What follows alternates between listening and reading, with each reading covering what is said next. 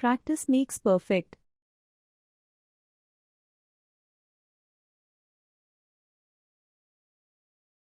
Hi Emma, how's your day going? Hey Smith. It's been a bit hectic, trying to juggle work and personal stuff. How about you? Same here. Speaking of which, do you have any favorite time management techniques? Definitely. I'm a big fan of the Pomodoro technique. It helps me stay focused. Interesting. I usually use the Eisenhower matrix. Have you tried that? Yeah, it's great for prioritizing tasks. Do you set specific goals for each day? Please like and subscribe our channel. It will help us to grow. Absolutely. Daily goals keep me on track. How about you? I do too. It helps me stay organized. Do you use any apps or tools for time management? Yeah, I rely on Trello and Google Calendar. Keeps everything in check. What about you? I'm a fan of Todoist. Helps me manage tasks efficiently. How do you handle unexpected interruptions? I try to delegate or reschedule if possible. How about you? Same here. Flexibility is key. Do you believe in the early bird catches the worm philosophy? Absolutely. I find I'm most productive in the morning. What about you? I'm more of a night owl, but I'm trying to shift towards mornings. Do you set deadlines for yourself? Yes, it adds a sense of urgency.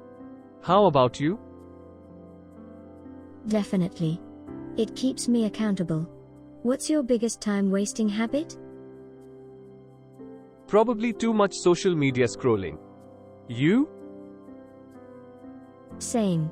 It's a common struggle. How do you handle multitasking?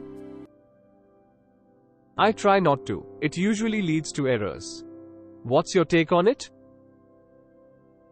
I agree. Focusing on one task at a time is more efficient. How do you unwind after a busy day? I like to take a walk. Clears my mind. What about you? Reading a book usually helps me relax. How do you overcome procrastination? Breaking tasks into smaller ones helps. You? Setting a timer for a short burst of work usually gets me started. How do you handle long-term goals? I break them into smaller milestones. How about you?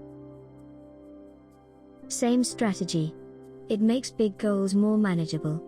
How do you handle distractions in a shared workspace? Noise-cancelling headphones are a lifesaver.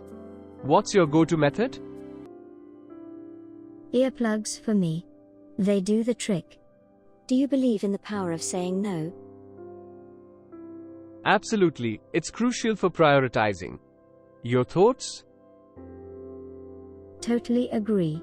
It's a skill worth mastering. How do you plan your week ahead? Sunday evenings are my planning time. And you? I do the same. Helps set the tone for the week. How do you handle burnout? I take a break, maybe a short vacation. What's your approach? I try to disconnect for a day or two. Works wonders. What role does self-care play in your time management? It's crucial. Without self-care, productivity suffers. How about you? Agreed. I make sure to schedule me time. How do you deal with the unexpected? Flexibility is key. Adapt and adjust. Your thoughts? Couldn't agree more. Rigidity leads to stress. How do you handle a backlog of tasks?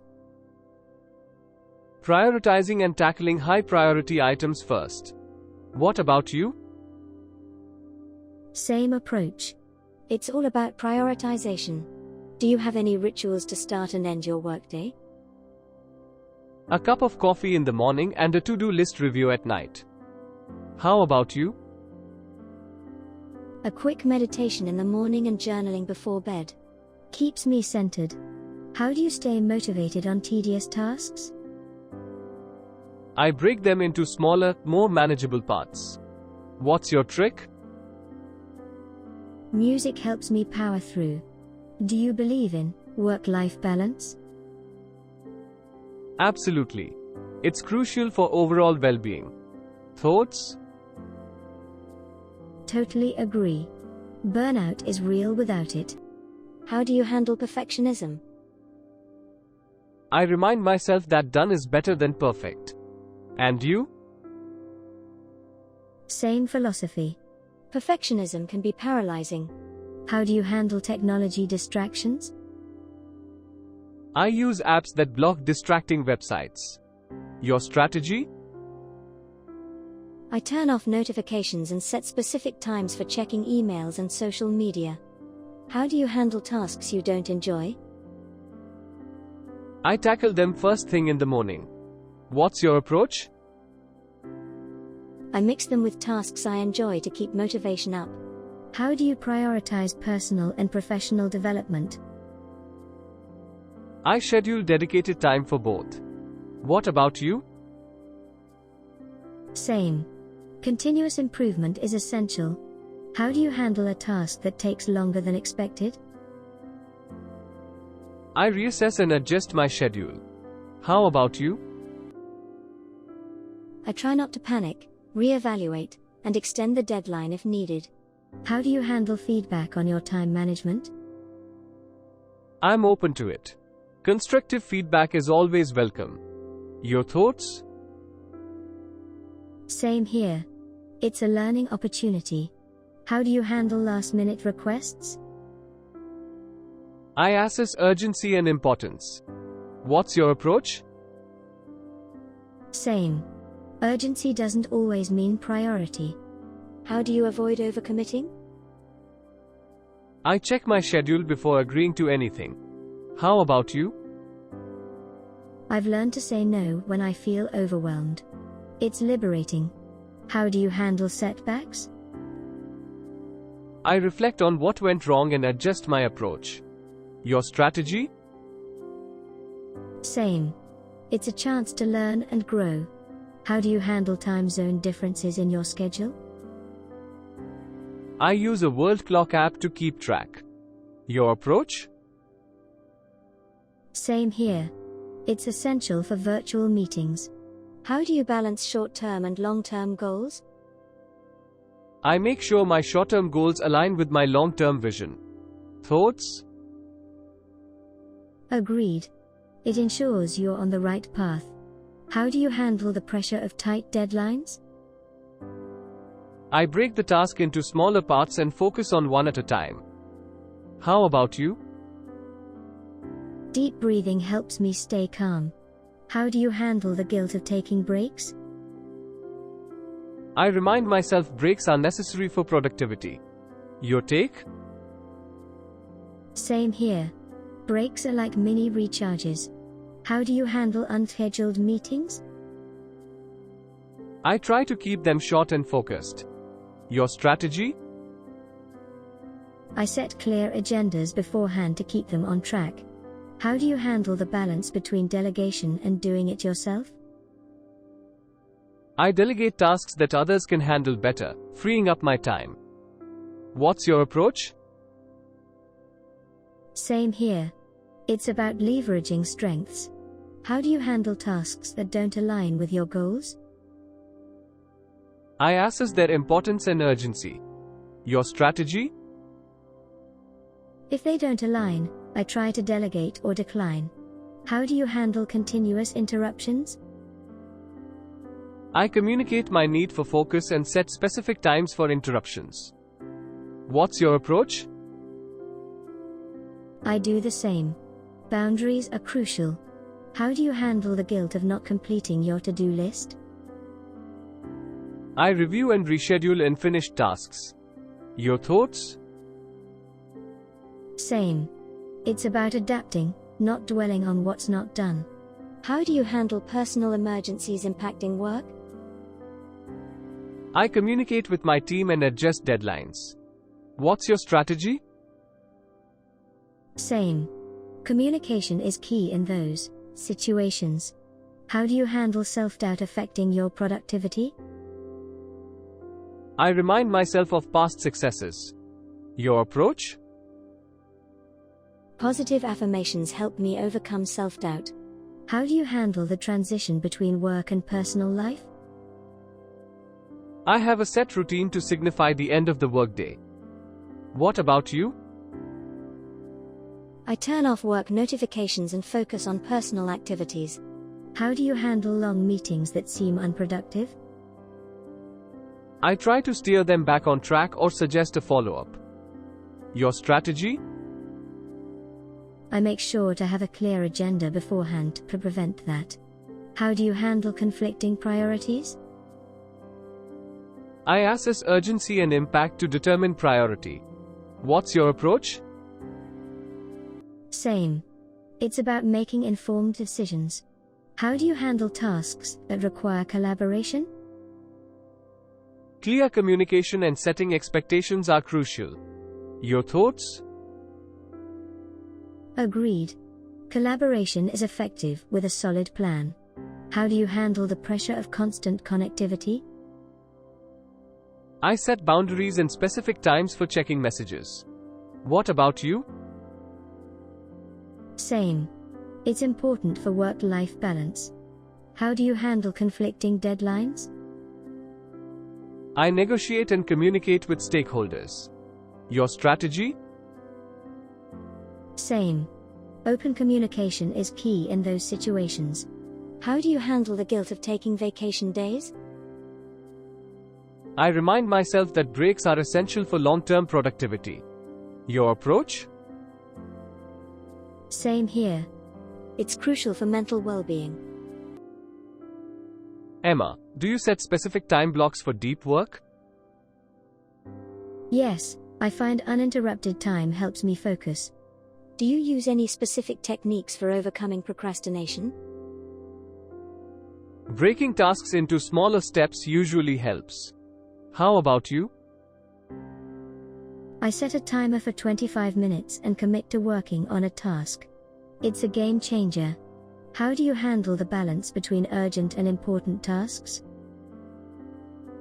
I prioritize important tasks first, even if they're not urgent. Your approach? Same here. It prevents constant firefighting. How do you handle time management in a remote work setup? Regular check-ins and a dedicated workspace help. What's your strategy? I use time tracking apps and make sure to have a designated work area. How do you stay motivated during a particularly challenging project? I break it down into smaller goals and celebrate achievements. Your tactics? Visualization helps me see the end goal. Do you set specific boundaries for personal and work life? I have set work hours and avoid checking emails after. Your approach? I turn off work notifications and try not to bring work into personal time. How do you handle the constant influx of emails? I prioritize and use the 2-minute rule when possible. Your email strategy? I have set times for checking emails and respond immediately if it's a quick task. How do you handle time management during a project with multiple stakeholders? Regular communication and setting expectations from the start are crucial. Thoughts? Absolutely. It avoids misunderstandings. How do you deal with a lack of motivation? I take short breaks or switch tasks to re-energize. Your go-to method? Movement helps me. A quick walk or stretch usually does the trick. How do you handle interruptions from colleagues? I communicate my need for focus and set specific times for discussions. What about you? I have designated open door hours for team discussions. How do you handle the pressure of multiple deadlines? I prioritize and communicate with stakeholders about realistic timelines. Your strategy? Same here. Communication is key in those situations. How do you handle time management during peak stress periods? I prioritize self-care and take short breaks to avoid burnout. Your self-care routine? I practice mindfulness and make time for hobbies to relax. How do you handle a project that doesn't align with your values? I assess the impact and discuss concerns with the team. Your approach? Open communication is key. If it's against values, it needs addressing. How do you handle time management with a flexible schedule?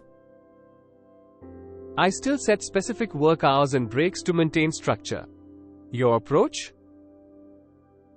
I have a routine but allow flexibility within those blocks. How do you handle time management for long-term career goals? I align short-term goals with my career vision and reassess regularly. Thoughts? Agreed. It ensures you're on the right path. How do you handle time management when working on a creative project? I set specific creative blocks and take breaks for fresh perspectives. Your creative process?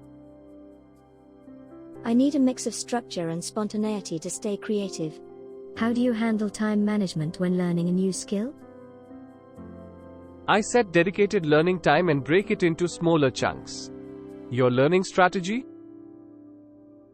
I use online courses and focus on practical application. How do you handle time management when collaborating across different time zones? I schedule meetings at a time suitable for everyone and use asynchronous communication. Your approach? Same here. It requires coordination but is doable. How do you handle time management when you're in charge of a team?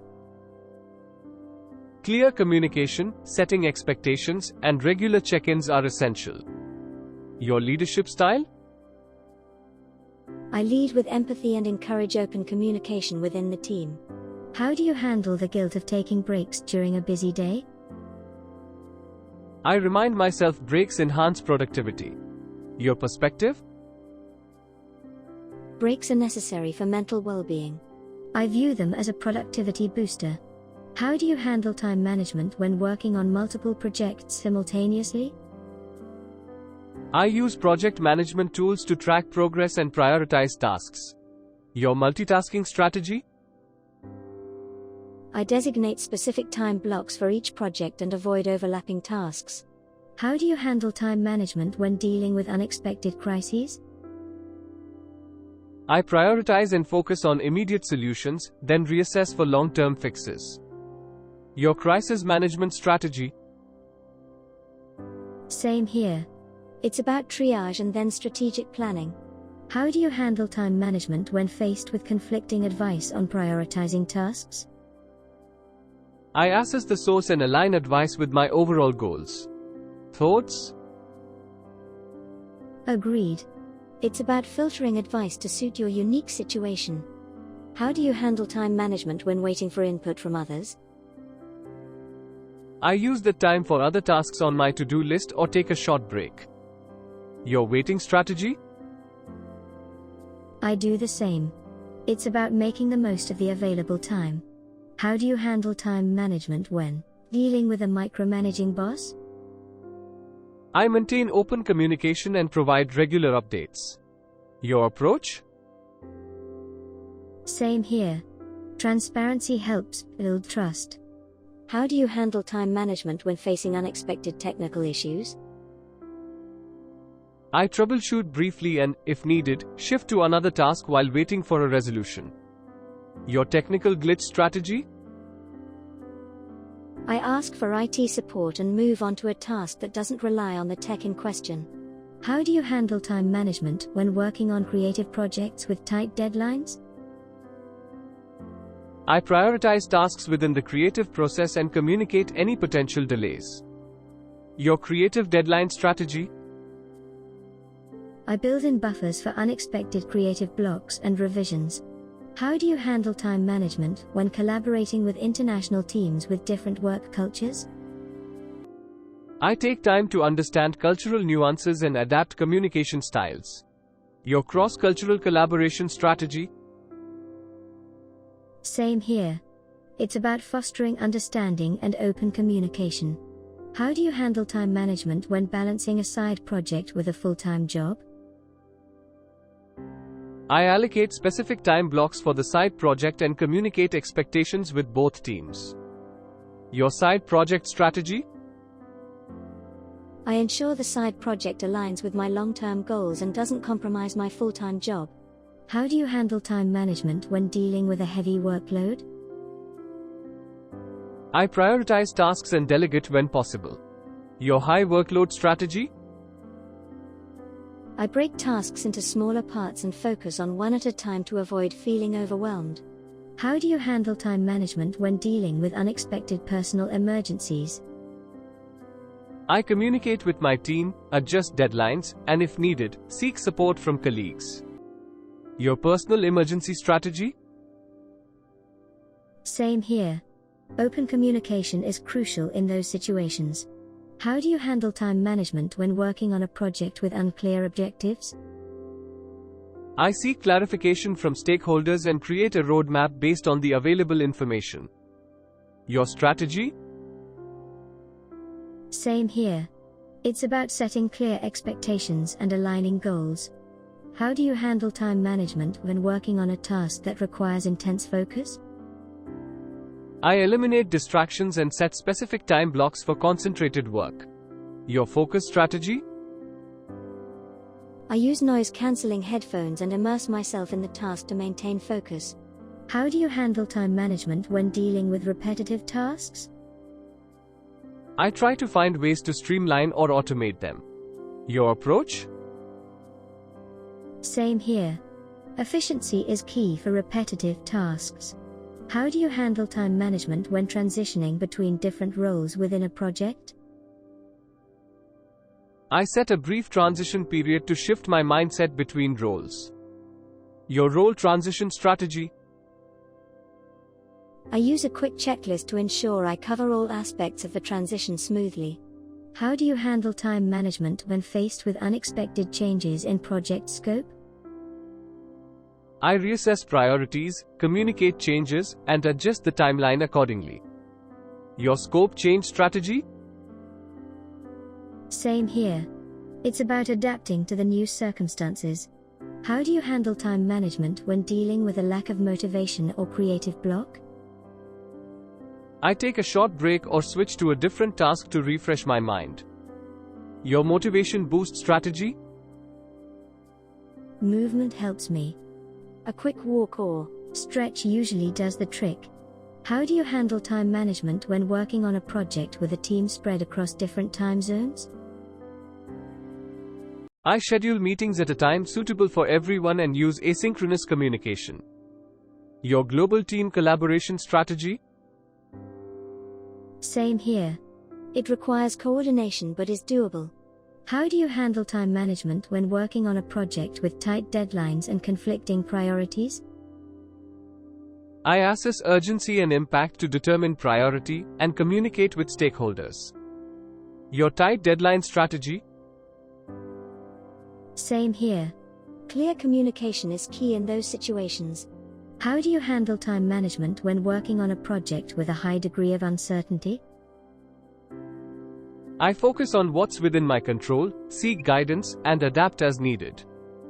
Your uncertainty strategy? I embrace uncertainty as an opportunity for learning and growth. How do you handle time management when working on a project with a high level of complexity? I break down the project into manageable tasks and use project management tools. Your complex project strategy? Same here. Breaking it into smaller parts makes it more manageable. How do you handle time management when dealing with team members with varying productivity levels? I communicate expectations clearly and offer support as needed. Your productivity balance strategy? I encourage open communication and recognize individual strengths within the team. How do you handle time management when dealing with competing deadlines for different projects? I prioritize tasks based on impact and urgency, and communicate with stakeholders. Your competing deadline strategy? Same here. It's about balancing priorities and setting clear expectations. How do you handle time management when working on a project with limited resources? I prioritize essential tasks, communicate resource constraints, and seek creative solutions. Your limited resources strategy? Same here. It's about maximizing efficiency with what's available. How do you handle time management when dealing with a team member who consistently misses deadlines? I address the issue directly, seek to understand the challenges, and find solutions together. Your missed deadline strategy? Same here. It's about fostering a culture of accountability and support. How do you handle time management when working on a project with rapidly changing requirements? I maintain open communication with stakeholders and adapt to changes as needed. Your evolving requirements strategy? Same here. Flexibility and agility are crucial in such situations. How do you handle time management when working on a project with ambiguous goals? I seek clarity from stakeholders, create a roadmap, and regularly reassess progress. Your ambiguous goals strategy? Same here. It's about aligning expectations and setting clear milestones. How do you handle time management when working on a project with a client who frequently requests changes? I set clear boundaries, communicate the impact of changes, and negotiate realistic timelines. Your client change request strategy? Same here. It's about finding a balance between meeting client needs and managing project scope. How do you handle time management when working on a project with diverse team members with different working styles? I encourage open communication, celebrate diversity, and find common ground for collaboration. Your diverse team strategy? Same here. It's about leveraging different strengths within the team. How do you handle time management when dealing with a project that involves extensive research? I allocate specific time blocks for research and organize information systematically. Your research-intensive project strategy? Same here. It's about creating a structured approach to gather and analyze information.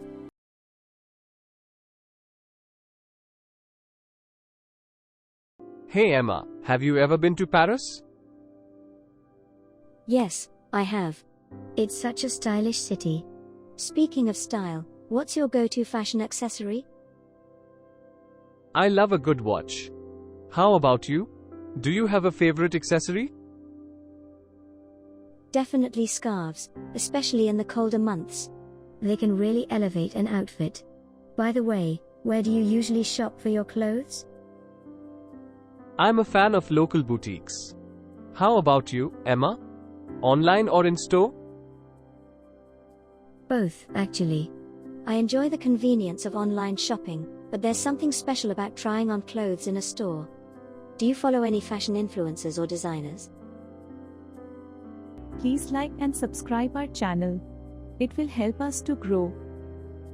Not really. I tend to stick to my own style. But speaking of trends, do you think fashion is cyclical? Absolutely.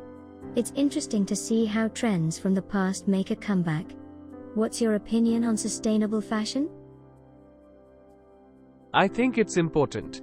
I try to make eco-friendly choices when I can. How about you, Emma? Completely agree. I'm always on the lookout for sustainable brands. By the way, do you have a favorite color to wear? Blue, for sure. It's versatile and suits most occasions. What about you, Emma? I love earthy tones, like olive green and mustard yellow. Do you have a fashion icon? Not really, but I admire people who have a unique and authentic style. How about you, Emma? Audrey Hepburn has always been a style icon for me. Timeless elegance. Speaking of which, what's your take on fashion rules? I think they're made to be broken. Fashion should be about expressing yourself. Do you agree? Absolutely. Rules can be so limiting. Do you have any fashion regrets? Oh, definitely some questionable choices in my teenage years. What about you, Emma? Bell-bottom jeans in the early 2000s, need I say more? Do you prefer casual or formal wear? I'm more of a casual person. Comfort is key for me. How about you, Emma? I lean towards casual too, but I enjoy dressing up on occasion. Do you have a favorite fashion era? The 1960s had some iconic styles. What about you, Emma? The roaring 20s, the flapper dresses and jazz-inspired fashion was so glamorous. How do you feel about fashion in the workplace? I think it depends on the industry. In creative fields, there's often more room for individual expression. What's your take? I agree. It's essential to strike a balance between professionalism and personal style. Do you have a signature scent? I like a subtle, fresh scent. It adds a nice touch without being overpowering. How about you, Emma? Floral scents are my go-to. They feel feminine and light. What's your most treasured fashion item? Probably a leather jacket my grandfather gave me. It has a timeless quality to it. Do you have any fashion-related hobbies? I enjoy thrifting. Finding unique pieces with history is so satisfying. Speaking of which, do you prefer statement pieces or a more minimalistic approach? I lean towards minimalistic, but I appreciate a good statement piece for special occasions. How about you, Emma? A bit of both, depending on my mood. Variety keeps things interesting. What's your opinion on fast fashion? It has its downsides, like environmental impact. I try to balance it with more sustainable choices. What's your fashion philosophy? Dress for yourself, not for others. Confidence is the best accessory. Do you have a favorite fashion event? I enjoy watching the Met Gala for the extravagant and creative outfits. How about you, Emma? Same here. It's a fashion spectacle. What's your take on fashion magazines? They can be inspiring, but it's essential not to take them too seriously. Authenticity is key. Do you have a fashion-related pet peeve? Visible underwear lines dash, they can really ruin an otherwise great outfit. How about you, Smith? I agree. It's all about the details. Do you have a favorite material for clothing? I love the feel of silk. It's luxurious and adds a touch of elegance. What about you, Smith? Cotton is my go-to. It's comfortable and versatile. How do you approach fashion during different seasons? Layers are essential in colder months, and in summer, I opt for lighter fabrics. What's your opinion on athleisure? It has its time and place. I appreciate the comfort it brings to casual settings. Do you have a favorite fashion quote? Fashion is the armor to survive the reality of everyday life. Bill Cunningham. What about you, Smith? Style is a way to say who you are without having to speak. Rachel Zoe. Do you believe in fashion rules for certain body types? Not at all. Fashion should be inclusive and empowering for everyone. What's your approach to fashion during travel? Comfort is key, especially for long flights. I opt for versatile pieces I can mix and match. Do you have a favorite fashion-related movie? The Devil Wears Prada, it's a classic. How about you, Smith? Breakfast at Tiffany's has some iconic looks. Do you have a favorite fashion designer? I admire Stella McCartney for her commitment to sustainable and cruelty-free fashion. How about you, Smith? Ralph Lauren has a timeless and classic aesthetic that I appreciate. What's your take on vintage fashion? I love it. Vintage pieces often have a unique charm and character. Do you have a fashion mantra? Less is more. Simplicity can be powerful. How about you, Emma? Wear what makes you feel confident. Confidence is the best accessory, don't you think? Absolutely. It can elevate any outfit. Do you have any fashion rituals? I always lay out my outfit the night before to save time in the morning. How about you, Smith? I make sure my shoes are polished. It's a small detail that makes a big difference. What's your opinion on gender-neutral fashion? It's great to see the fashion industry becoming more inclusive. Everyone deserves to express themselves. What's your most extravagant fashion purchase? A tailored suit for special occasions. It's an investment in confidence. Do you have a favorite fashion destination? Milan, it's a hub for both fashion and design. How about you, Smith? New York, the city that never sleeps, and neither does its fashion scene. What's your opinion on fashion trends that come and go quickly? It's fun to experiment with them, but I prefer timeless pieces for the foundation of my wardrobe. How do you feel about DIY fashion? It's a creative way to personalize your style. Have you ever tried making your own clothes, Emma? I've dabbled in simple alterations, but nothing too advanced. Do you have a favorite fashion blog? I enjoy reading The Sartorialist for its street-style photography. How about you, Emma? Man Repeller has a fun and irreverent take on fashion. Do you think fashion reflects personality? Definitely. It's a form of self-expression. What does your everyday style say about you, Emma?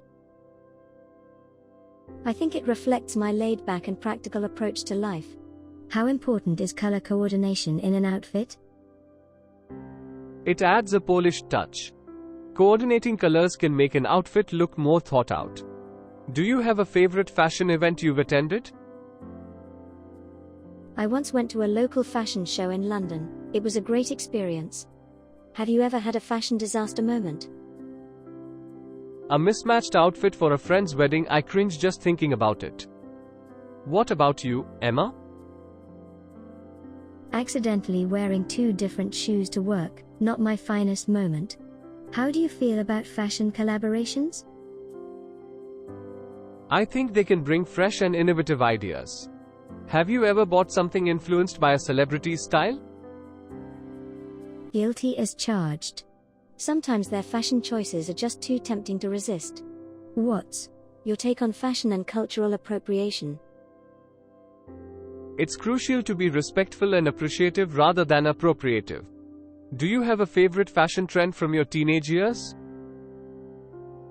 Layered tank tops and cargo pants, a classic 2000s look. What about you, Smith? Baggy jeans and oversized hoodies, the epitome of the 90s grunge era. How do you feel about wearing the same outfit more than once? Absolutely fine. It's about styling it differently each time. Do you have a favorite fashion-related TV show? Project Runway. It's fascinating to see the creative process. How about you, Emma? Queer Eye. It's not just about fashion but personal transformation. What's your opinion on fashion elitism? It's unfortunate. Fashion should be inclusive and accessible to all. Have you ever made a fashion-related resolution? To invest in quality pieces rather than buying on impulse. How about you, Smith? To experiment with more bold patterns and colors. Do you have a favorite fashion app? I use Pinterest for outfit inspiration. What about you, Smith? Stylebook. It helps me organize and plan my wardrobe. How do you approach fashion during a lazy day? A comfortable pair of leggings and an oversized sweater are my go-to lazy day outfit. What's your favorite fashion era in terms of hairstyles? The 70s had some iconic hairstyles. The afros and shag cuts were bold and adventurous. Do you have a favorite fashion magazine cover? The September issue of Vogue always sets the tone for the upcoming fashion season. How important is brand loyalty to you? I appreciate quality, but I'm not overly loyal to specific brands. How about you, Emma? I'm more about finding unique pieces, regardless of the brand. What's your opinion on fashion and body positivity?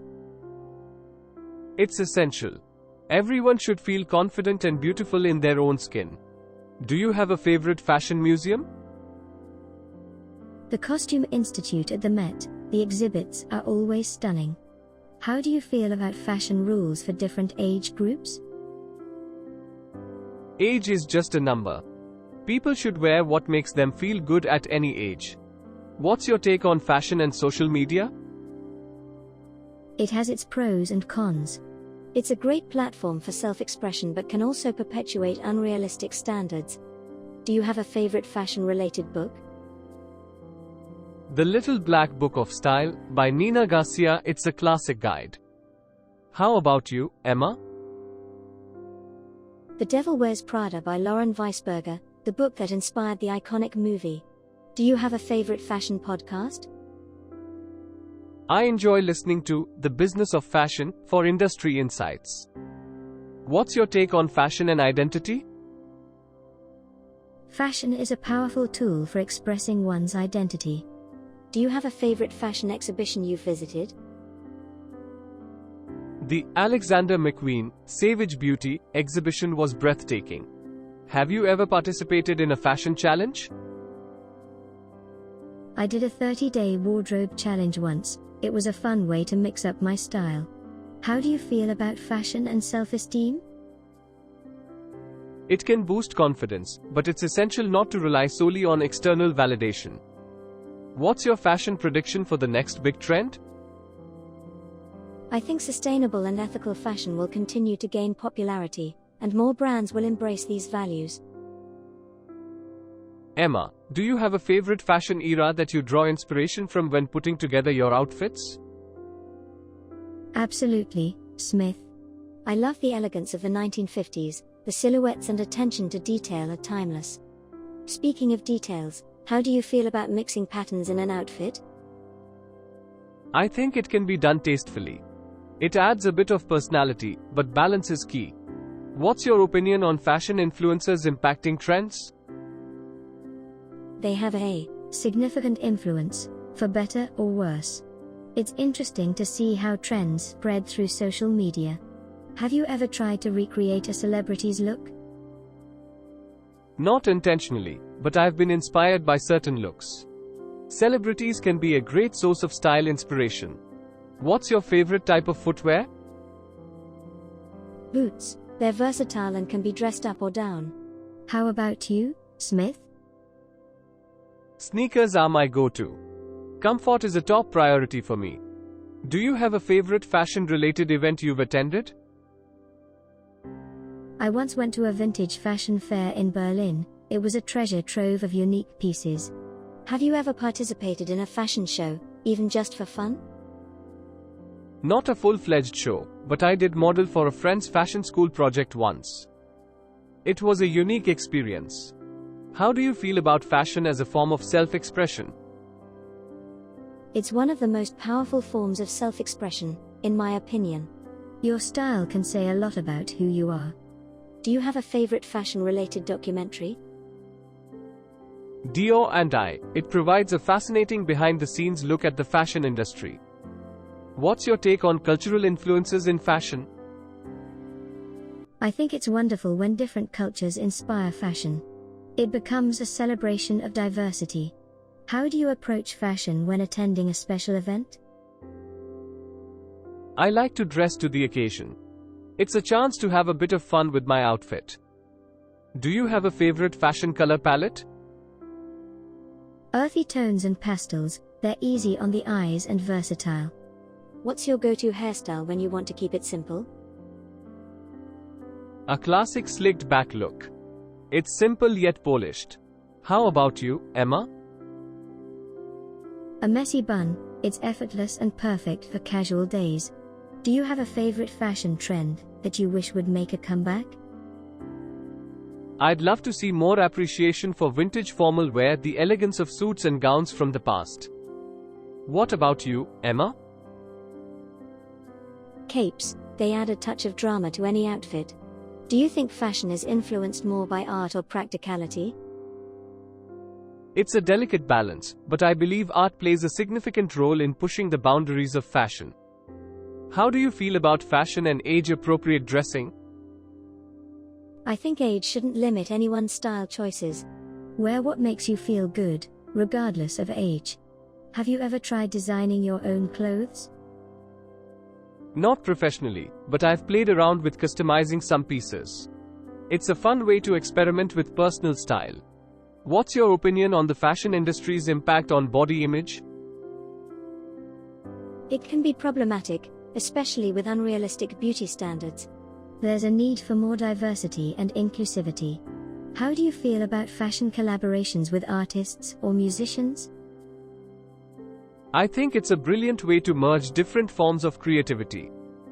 It often results in unique and eye-catching collections. Do you have a favorite fashion quote that resonates with you? Fashion is about dressing according to what's fashionable. Style is more about being yourself. Oscar de la Renta. What about you, Smith? Fashion is like eating. You shouldn't stick to the same menu. Kenzo Takada. Variety keeps things interesting. Do you think there's a difference between fashion and style? Definitely. Fashion is about trends, while style is more personal and enduring. It's about expressing who you are. How do you feel about fashion and its influence on environmental sustainability? It's a pressing issue. The fashion industry needs to take more responsibility for its environmental impact. Are you a fan of vintage accessories? Absolutely. Vintage accessories have a unique charm and can add a touch of history to any outfit. Do you have a favorite fashion city that you dream of visiting? Tokyo. It's known for its eclectic street fashion and avant-garde style. How about you, Emma? Paris, the epitome of elegance and sophistication. Do you think fashion rules are meant to be broken? Definitely. Fashion should be about expressing yourself, and breaking the rules can lead to some interesting and innovative looks.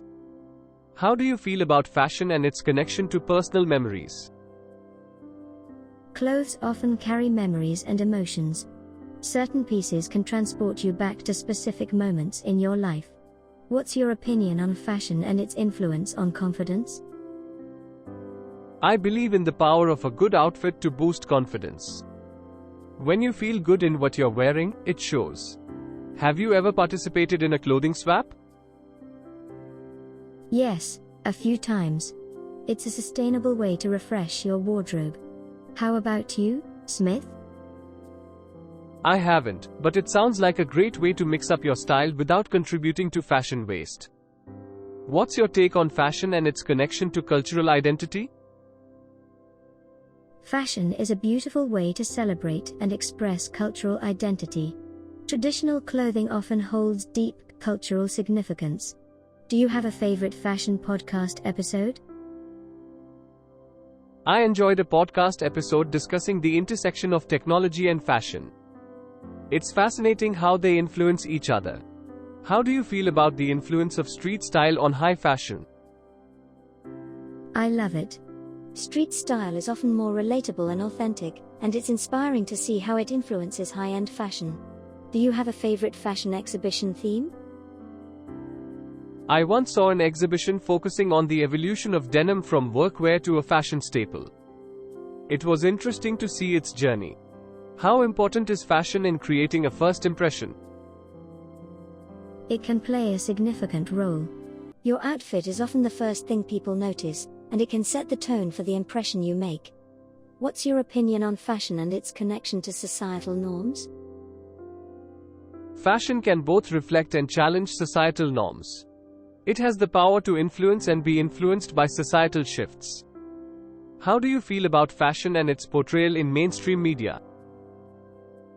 It can be both positive and negative. While it celebrates creativity, it can also perpetuate unrealistic standards. Do you have a favorite fashion trend that you initially doubted but ended up liking? I was skeptical about wide leg pants at first, but once I tried them, I realized how comfortable and stylish they can be.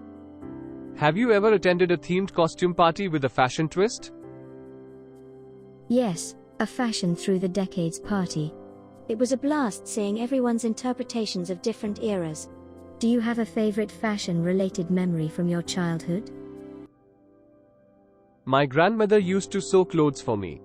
It sparked my interest in fashion and craftsmanship. What about you, Emma? I remember playing dress-up with my mother's accessories. It was my first taste of experimenting with style. Do you think there's a difference between fashion and trends? Absolutely. Fashion is more enduring and personal, while trends come and go quickly. How do you approach dressing for unpredictable weather? Layers are key. That way, you can adjust to the changing weather throughout the day. What's your opinion on fashion and its connection to emotions? Clothes can evoke emotions and memories. Wearing something sentimental can have a positive impact on your mood. Do you have a favorite fashion-related holiday tradition? I love dressing up for holiday parties. It's a chance to go all out with festive outfits. What's your take on fashion and its role in breaking gender norms? It's a positive development. Fashion can be a powerful force in challenging and redefining traditional gender norms. How do you feel about fashion and its connection to nostalgia? Nostalgia often influences fashion trends, bringing back elements from the past. It's a way to celebrate our shared cultural history. Do you have a favorite fashion exhibition curator? The curator of the Heavenly Bodies, Fashion and the Catholic Imagination exhibition at the Met did an incredible job blending fashion and religion. How about you, Emma?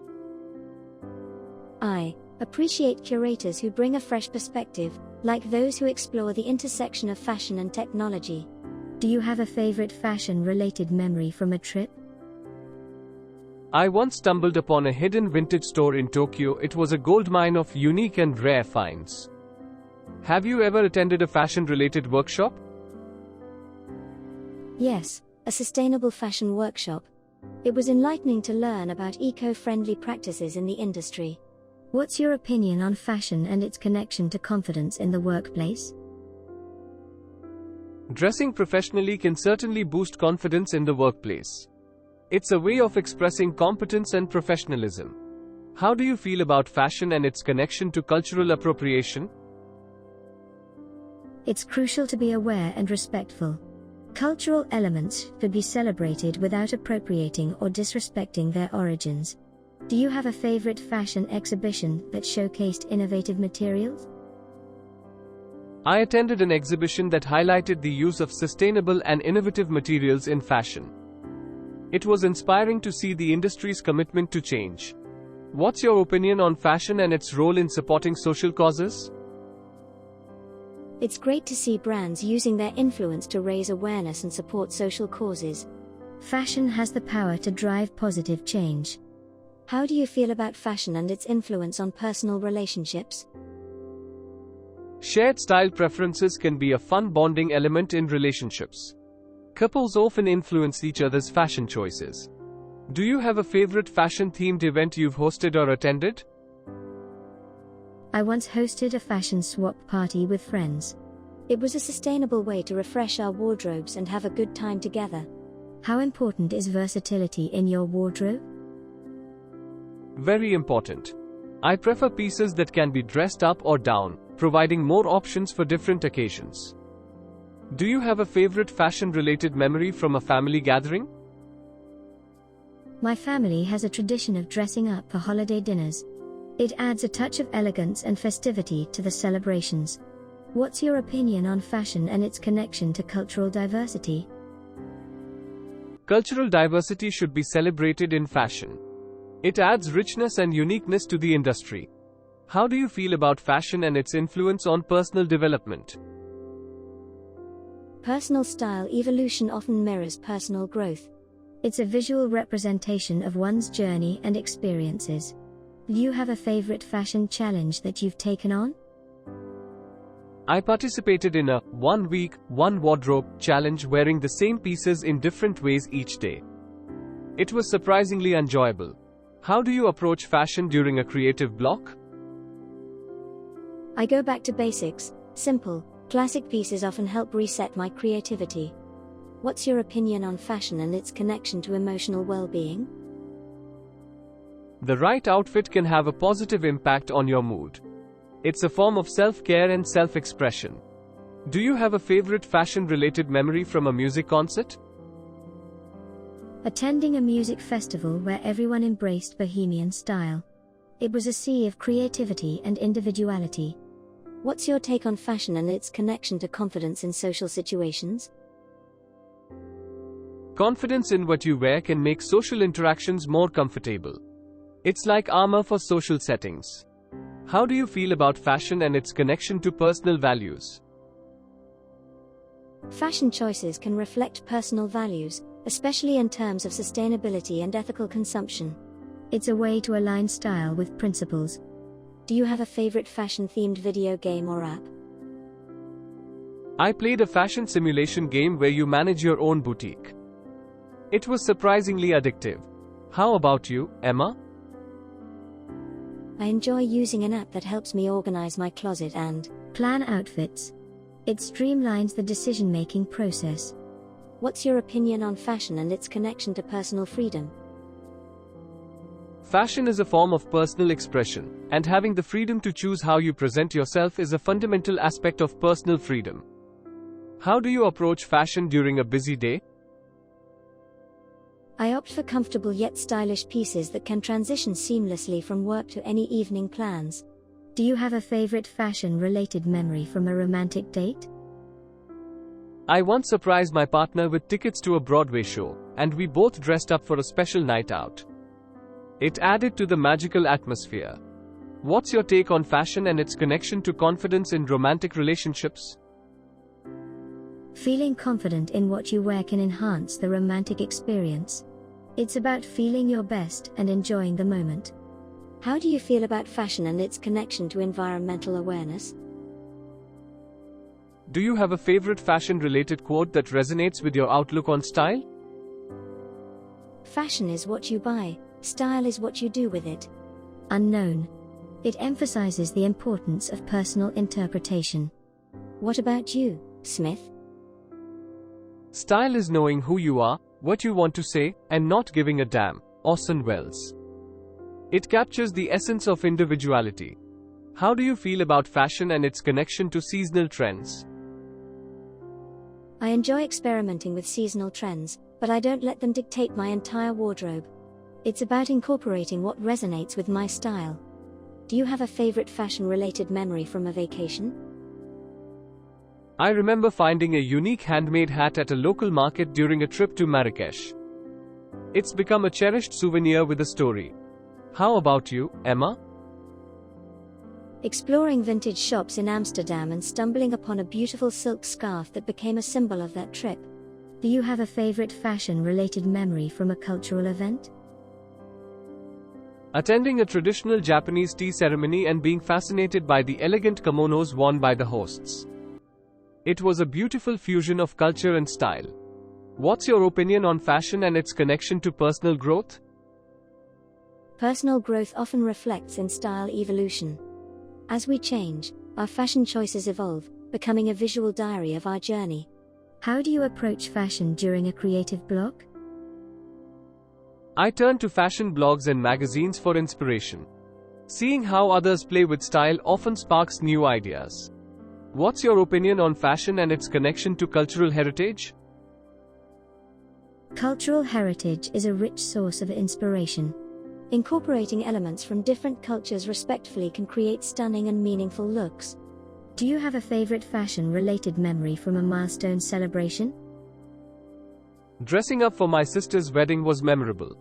The joy of the occasion was reflected in the choice of outfits for the entire family. How about you, Emma? Celebrating a close friend's graduation, everyone wore stylish and polished outfits to mark the achievement. It added an extra layer of festivity. What's your take on fashion and its connection to body positivity? Body positivity is crucial in fashion. Everyone deserves to feel confident and beautiful, regardless of societal beauty standards. How do you feel about fashion and its connection to emotional well-being? The right outfit can positively impact mood and emotional well-being. It's a form of self-care and a way to express oneself. Do you have a favorite fashion-related memory from a family holiday? Coordinating matching outfits for a family photo during a holiday cruise.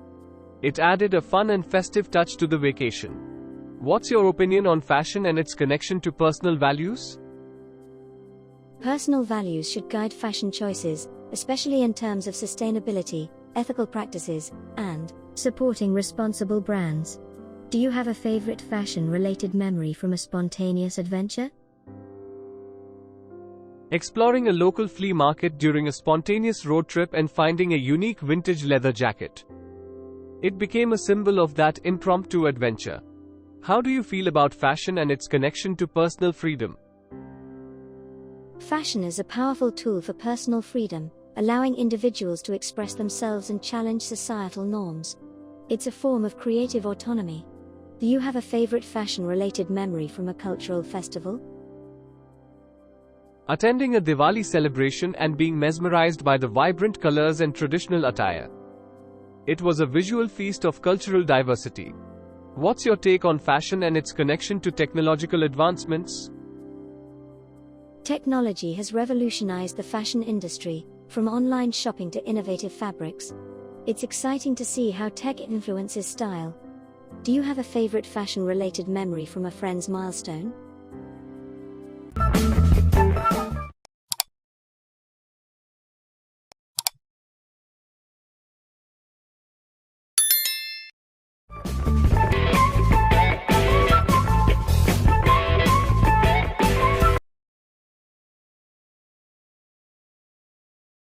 Good morning, Emma.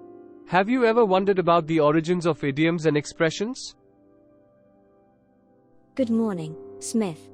Absolutely, I find them fascinating. Did you know kick the bucket has a morbid history? Oh, really? No, I didn't. What's the story behind it? Well, it dates back to when people would stand on buckets to hang themselves. They'd literally kick the bucket. Wow, that's quite dark. Changing gears, have you ever been in hot water for using an idiom in the wrong context? Definitely. I once told my boss we were barking up the wrong tree during a serious meeting. It was awkward. Please like and subscribe our channel. It will help us to grow. That must have been embarrassing. By the way, do you know any idioms related to animals? Oh, absolutely. The early bird catches the worm is one. It means being proactive leads to success. That's a classic one. Speaking of time, do you have a favorite idiom related to time management? Yes, time flies when you're having fun. It's so true, it feels like we just started talking. Totally agree. Have you ever been curious about the grass being greener on the other side? Absolutely. Especially when I see people on social media traveling to exotic places. It's a common feeling. Have you ever been in a situation where you had to bite the bullet? Oh, many times. Starting a new project always feels like biting the bullet for me. Interesting perspective. Shifting gears, do you have a favorite idiom related to challenges? Yes, break a leg. It sounds odd, but in showbiz, it means good luck before a performance. Ah, the performing arts have some unique idioms. Have you ever been caught, red-handed, doing something? Guilty as charged. I was caught red-handed eating cookies before dinner. A classic childhood story. On a different note, have you ever been on cloud nine? Absolutely, especially after achieving a long-term goal. It feels like floating on cloud nine. That's a great feeling. Do you have any idioms related to being prepared for the future? Don't count your chickens before they hatch is a good one. It warns against being overconfident. Wise advice. Have you ever been in a situation where you needed to burn the midnight oil? Oh, Definitely. Meeting tight deadlines often requires burning the midnight oil. The life of a hard worker. Changing gears, any idioms related to secrets and mysteries? The cat's out of the bag is a classic. It means a secret has been revealed. True. Have you ever been in a situation where you had to grin and bear it? Many times. Dealing with difficult people often requires grinning and bearing it. It's a valuable skill. On a lighter note, have you ever had a situation where you were over the moon? Absolutely, like when I got a surprise birthday party. I was over the moon with joy. Sounds wonderful. How about idioms related to unexpected situations? Caught between a rock and a hard place is one. It describes being in a difficult situation with no easy solution. A challenging scenario. Have you ever been in a situation where you felt like a fish out of water? Definitely. Attending a formal event in casual attire made me feel like a fish out of water. Awkward. Any idioms related to being cautious or taking calculated risks? Play it by ear comes to mind. It means dealing with a situation as it unfolds without a fixed plan. A flexible approach. On a different note, have you ever had a skeleton in the closet? Metaphorically, yes. We all have secrets we prefer to keep hidden. True. How about idioms related to facing challenges head-on? Face the music is one. It means confronting the consequences of your actions. Brave advice. Any idioms related to teamwork and collaboration? All hands on deck is a good one. It emphasizes the need for everyone's participation. Great teamwork analogy. On a lighter note, have you ever been in a situation where you had to butter someone up? Definitely. I had to butter up my boss before asking for a day off. Clever strategy. Any idioms related to making quick decisions? Time is of the essence is a good one. It emphasizes the importance of acting quickly. True. Have you ever been in a situation where you needed to read between the lines? Absolutely. Sometimes, people don't say exactly what they mean, and you have to read between the lines. Communication can be tricky. On a different note, any idioms related to facing challenges with a positive attitude? Every cloud has a silver lining is one. It means there's a positive aspect to every challenging situation.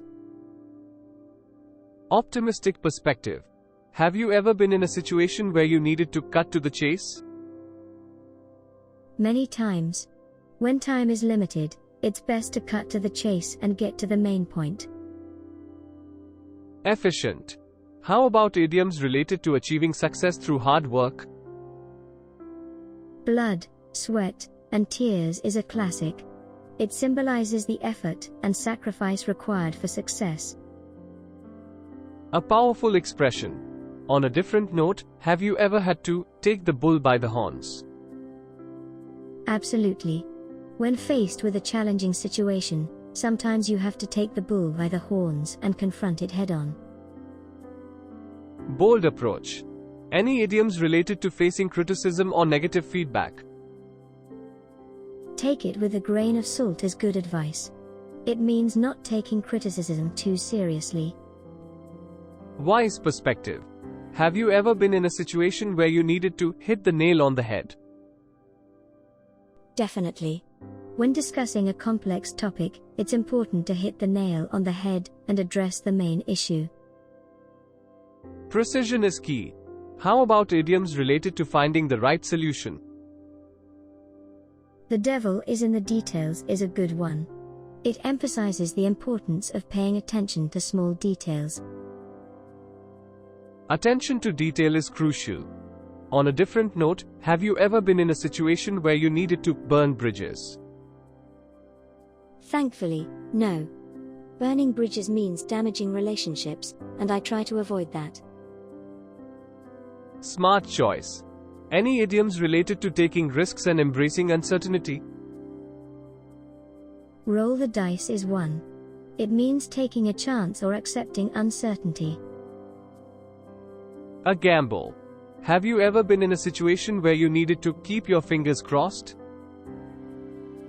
Absolutely. Before important events, I always keep my fingers crossed for good luck. Superstitions can be comforting. How about idioms related to being cautious with words? Hold your tongue is good advice when you're about to say something you might regret. Wise words. Have you ever been in a situation where you needed to cut corners? Unfortunately, yes. Sometimes, in a time crunch, you have to cut corners to get the job done. Unnecessary compromise. Any idioms related to being well prepared for challenges? Have your ducks in a row is a good one. It means being well prepared and organized. Organization is key. On a different note, have you ever been in a situation where you needed to bite off more than you can chew? Definitely. Taking on too much at once can feel like biting off more than you can chew. Balancing priorities is important. How about idioms related to facing challenges with determination? Throw in the towel is the opposite. It means giving up or surrendering.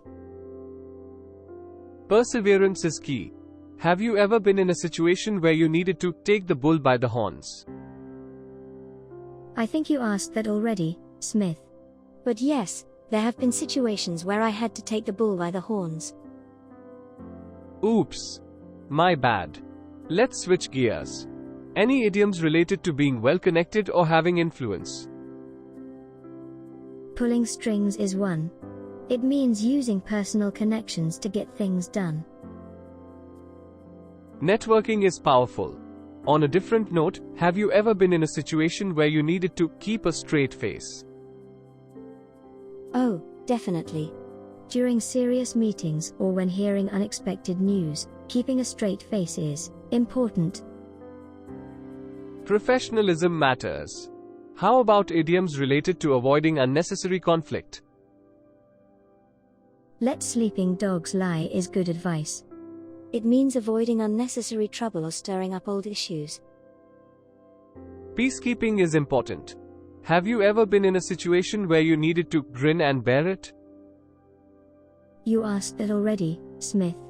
But yes, there have been situations where grinning and bearing it was necessary. My apologies for the repetition. Let's focus on idioms related to facing challenges with a positive attitude. See the light at the end of the tunnel is one. It means maintaining hope in difficult situations. Optimism is powerful. On a different note, have you ever had to jump on the bandwagon? Definitely. When a new trend or idea gains popularity, sometimes it's good to jump on the bandwagon. Trendy choices. How about idioms related to facing challenges with resilience? Bounce back is a good one. It means recovering from setbacks or difficulties. Resilience is a valuable trait. On a lighter note, have you ever been in a situation where you felt like a kid in a candy store? Absolutely. Exploring a bookstore or a tech gadget store always makes me feel like a kid in a candy store. Simple joys. Any idioms related to being well prepared for challenges? You asked that already, Smith. But yes, have your ducks in a row is a good one for being well prepared. Oops, my mistake again. Let's wrap it up. Any final thoughts on idioms and expressions? Idioms add color to our language and offer unique insights into different cultures and perspectives. They're a fascinating aspect of communication. Good day, Emma. Ever been in a situation where you had to take the bull by the horns? Hi, Smith. Yes, there have been times when I needed to take the bull by the horns and confront challenges head-on.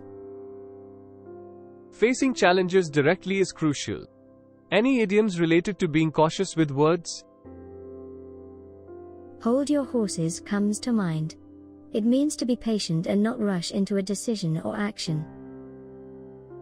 Patience is a virtue. Have you ever been in a situation where you needed to play devil's advocate? Definitely. Sometimes, it's important to play devil's advocate to explore different perspectives in a discussion. True. How about idioms related to avoiding unnecessary conflict? Let bygones be bygones is one. It means to forget about past disagreements and move on. Forgiveness is important. On a different note, have you ever been in a situation where you needed to keep your nose to the grindstone? Absolutely. Especially when working on a challenging project, keeping your nose to the grindstone is necessary for success. Hard work pays off. Any idioms related to being well prepared for challenges? Have all your ducks in a row is a good one. It means being well organized and prepared for a task. Organization is key. Have you ever been in a situation where you had to go the extra mile? Many times. Going the extra mile means putting in extra effort to achieve the best results. Dedication is crucial. How about idioms related to facing challenges with determination? Keep your eye on the ball is one. It means staying focused on your goals despite distractions. Focus is essential. On a different note, have you ever been in a situation where you needed to cut to the chase? Absolutely. When time is limited, it's best to cut to the chase and get to the main point. Efficient. Any idioms related to being cautious with promises or commitments? Don't count your chickens before they hatch is relevant. It advises against being too confident about future outcomes. Wise advice. Have you ever been in a situation where you had to keep a straight face?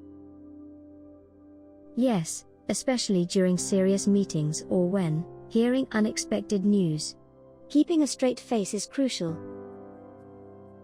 Professionalism matters. On a different note, any idioms related to being cautious with investments or decisions? Don't put all your eggs in one basket is a good one. It advises against relying on a single investment or option. Diversification is key. How about idioms related to facing challenges with a positive attitude? Look on the bright side is a simple one. It encourages finding positive aspects in challenging situations. Optimism is powerful. Have you ever been in a situation where you needed to read the room? Absolutely. It's important to read the room and adjust your behavior based on the social context. Social awareness is crucial. On a different note, have you ever had a situation where you were caught between a rock and a hard place? Yes, it feels like being caught between a rock and a hard place when there's no easy solution to a problem. A challenging scenario. How about idioms related to facing challenges with resilience? Roll with the punches is one. It means adapting to challenges and setbacks with resilience. Resilience is a valuable trait. On a lighter note, have you ever been in a situation where you felt on cloud nine? Definitely. Achieving a personal milestone or receiving good news can make you feel on cloud nine. Joyful moments. Any idioms related to being cautious with information or secrets? Keep it under your hat is a good one. It means keeping information or a secret confidential. Confidentiality is important. How about idioms related to facing challenges with creativity? Think outside the box is relevant. It encourages thinking creatively and exploring unconventional solutions. Creativity is key. On a different note, have you ever been in a situation where you needed to play it by ear? Absolutely. Sometimes, plans are uncertain, and you have to play it by ear and adapt as things unfold.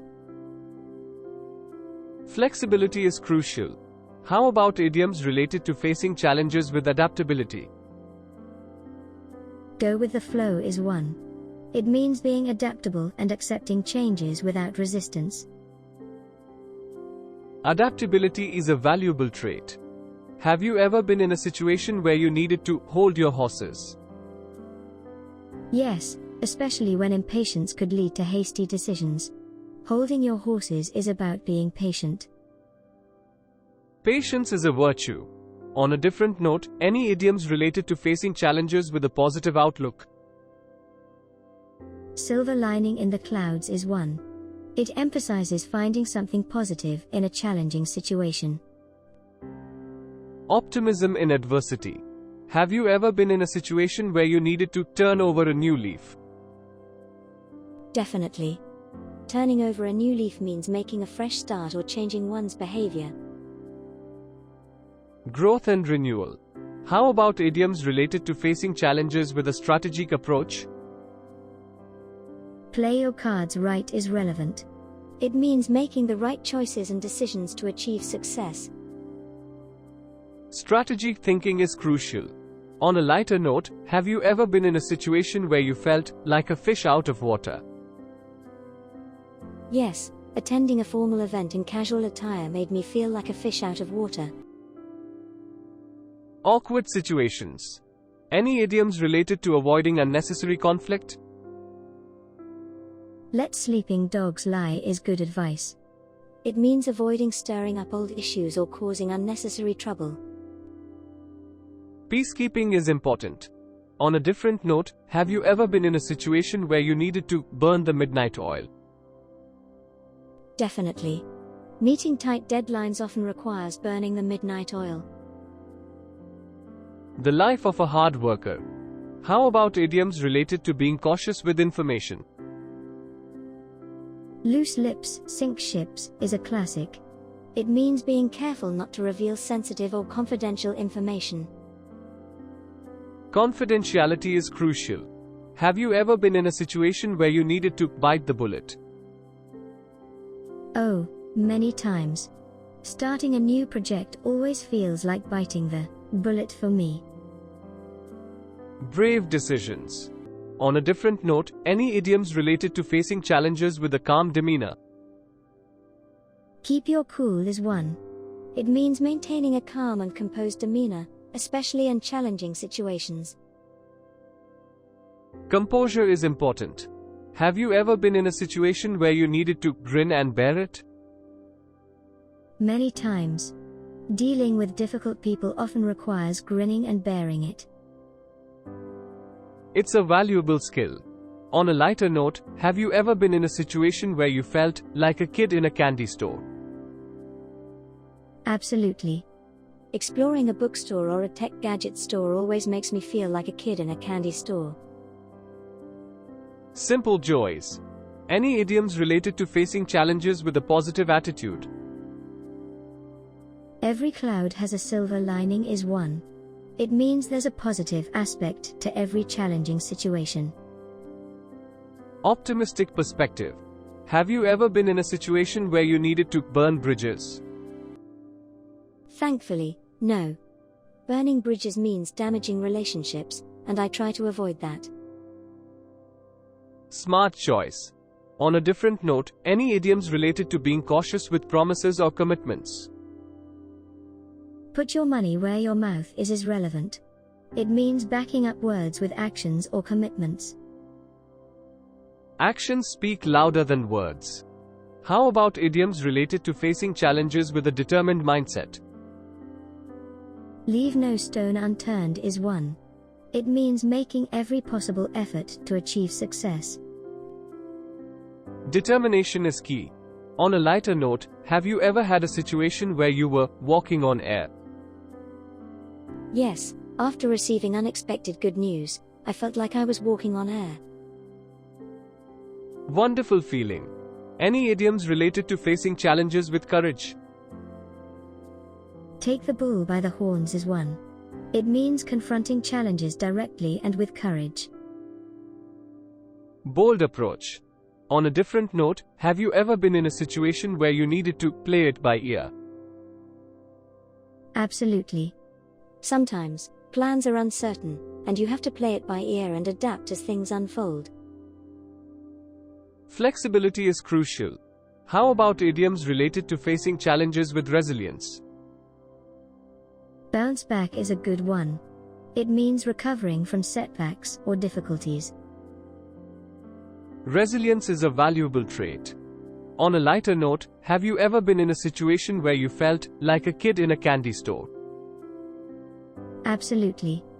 Exploring a bookstore or a tech gadget store always makes me feel like a kid in a candy store. Simple joys. Any idioms related to facing challenges with a positive attitude? Every cloud has a silver lining is one. It means there's a positive aspect to every challenging situation. Optimistic perspective. Have you ever been in a situation where you needed to burn bridges? Thankfully, no. Burning bridges means damaging relationships, and I try to avoid that. Smart choice. On a different note, any idioms related to being cautious with promises or commitments?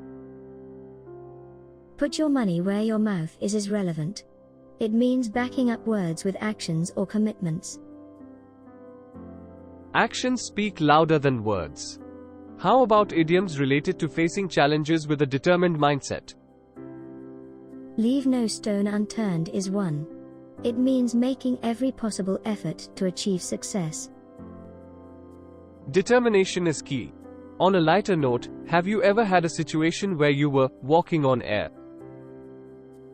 Yes, after receiving unexpected good news, I felt like I was walking on air. Wonderful feeling. Any idioms related to facing challenges with courage? Take the bull by the horns is one. It means confronting challenges directly and with courage. Bold approach. On a different note, have you ever been in a situation where you needed to play it by ear? Absolutely. Sometimes, plans are uncertain, and you have to play it by ear and adapt as things unfold. Flexibility is crucial. How about idioms related to facing challenges with resilience? Bounce back is a good one. It means recovering from setbacks or difficulties. Determination is key. On a lighter note, have you ever had a situation where you were walking on air? Yes, after receiving unexpected good news, I felt like I was walking on air. Wonderful feeling. Any idioms related to facing challenges with courage? Take the bull by the horns is one. It means confronting challenges directly and with courage.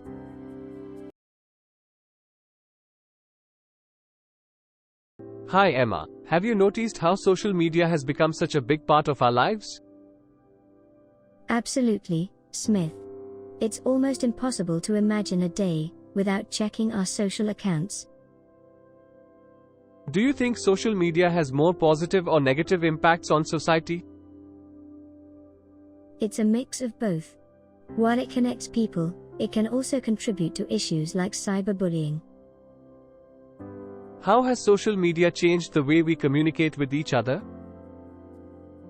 It's made communication faster and more accessible, but sometimes it lacks the depth of face-to-face interactions. Please like and subscribe our channel. It will help us to grow. What's your favorite social media platform, Emma?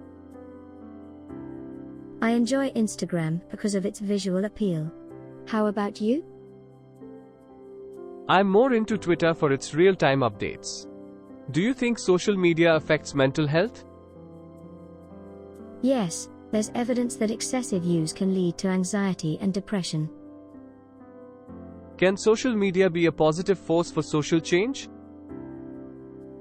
Absolutely, it can amplify voices and bring attention to important issues. Are you concerned about the privacy implications of social media? Yes, especially with the amount of personal information we share online. How has social media impacted the way businesses operate? It's transformed marketing strategies and customer engagement, making it more dynamic. Do you believe everything you see on social media? No, it's important to fact-check information before believing and sharing it. Has social media made it easier or harder to maintain real friendships? It has its challenges. While it helps us stay connected, nothing beats face-to-face interactions. Do you think social media encourages unhealthy comparisons among people? Absolutely. The constant exposure to curated content can lead to unrealistic expectations. How has social media influenced the political landscape?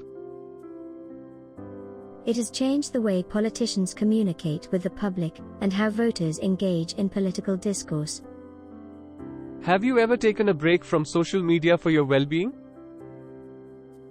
Yes, a digital detox can be refreshing. Have you tried it? How do you deal with online negativity or trolls? I try not to engage and focus on positive interactions. Blocking helps too.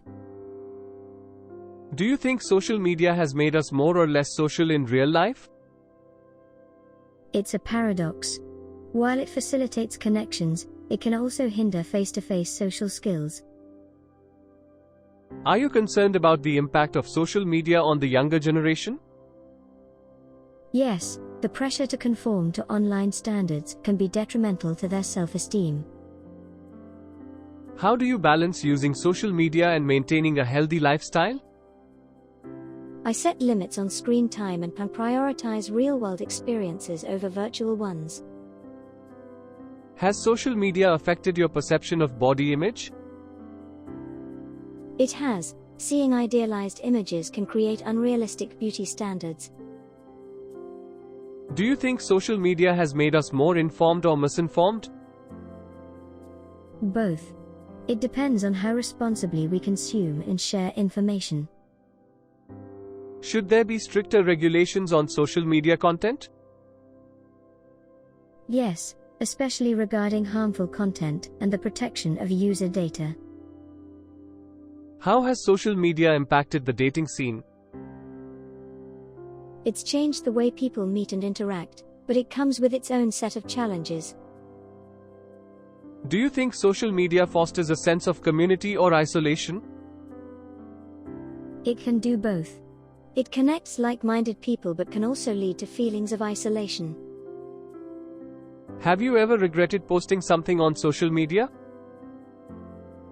Yes, there have been moments when I wished I hadn't shared certain things.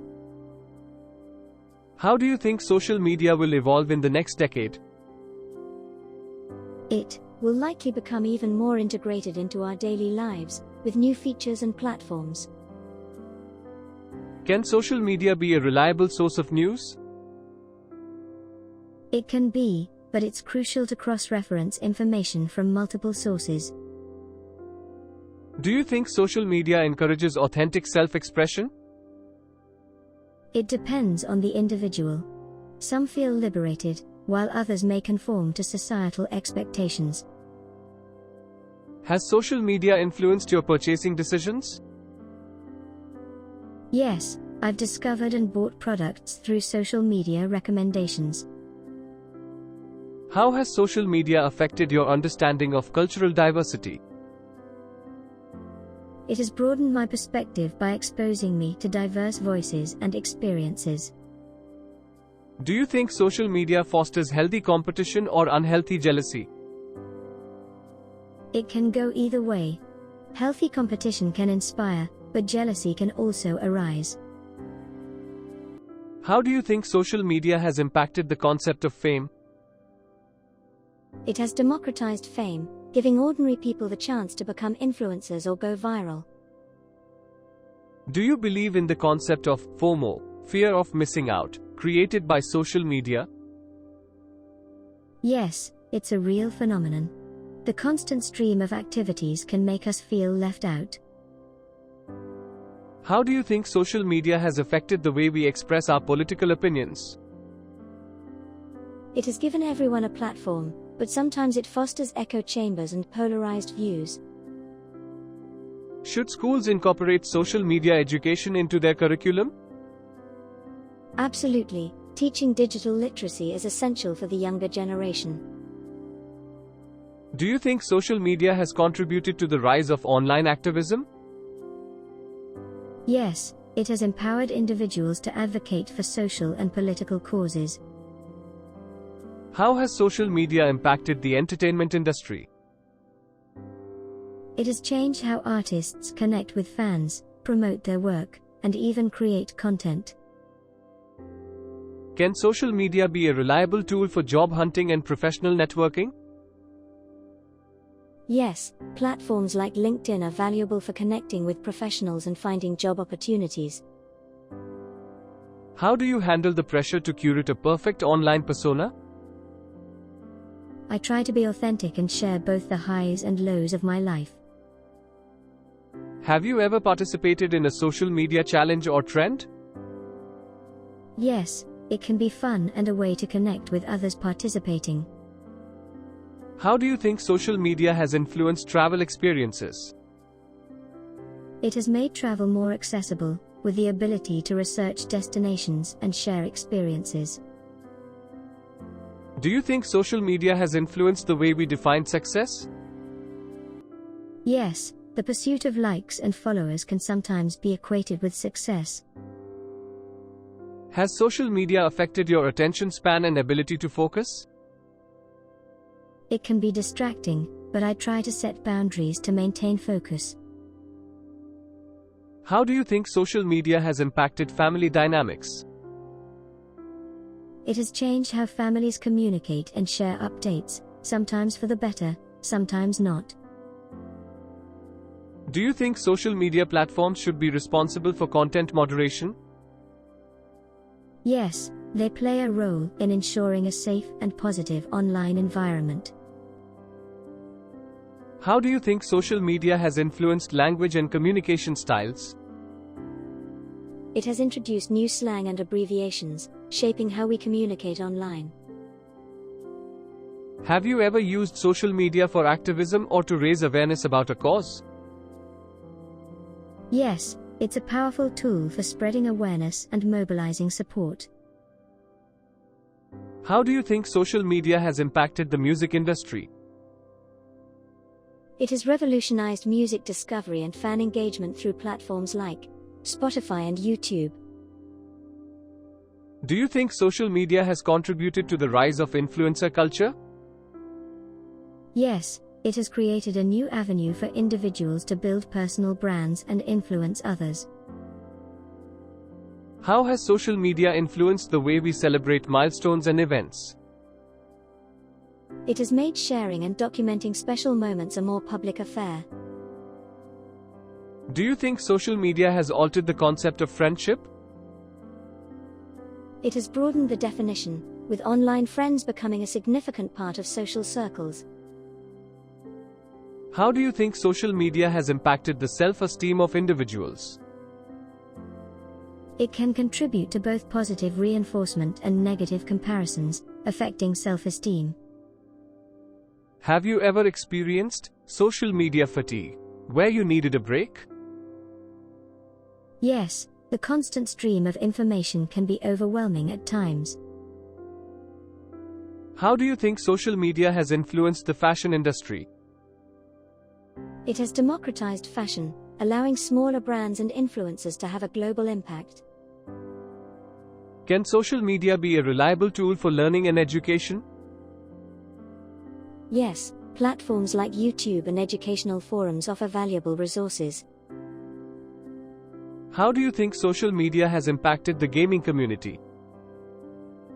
It has created a vibrant space for gamers to connect, share experiences, and even monetize their passion. Do you think social media has changed how we perceive time and memory?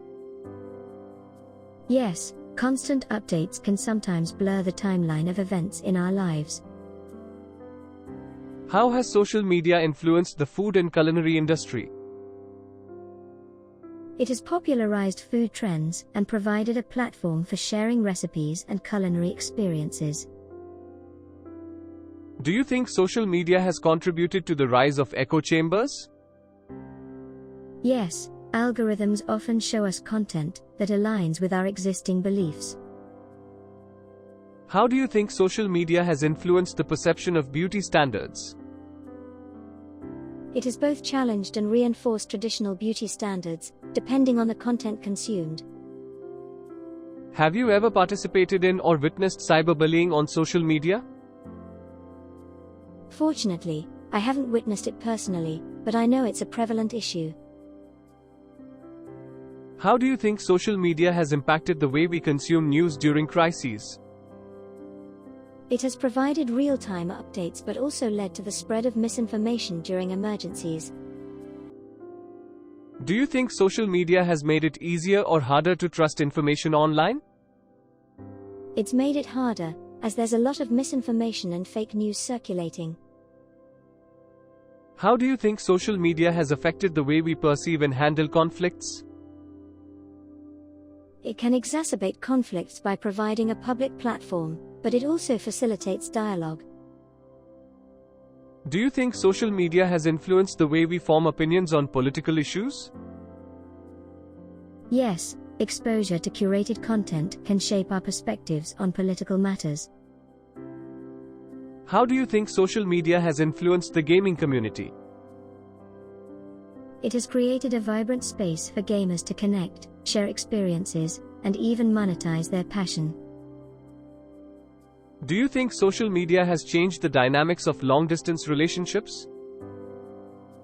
It has made it easier to stay connected, but challenges still exist in maintaining intimacy.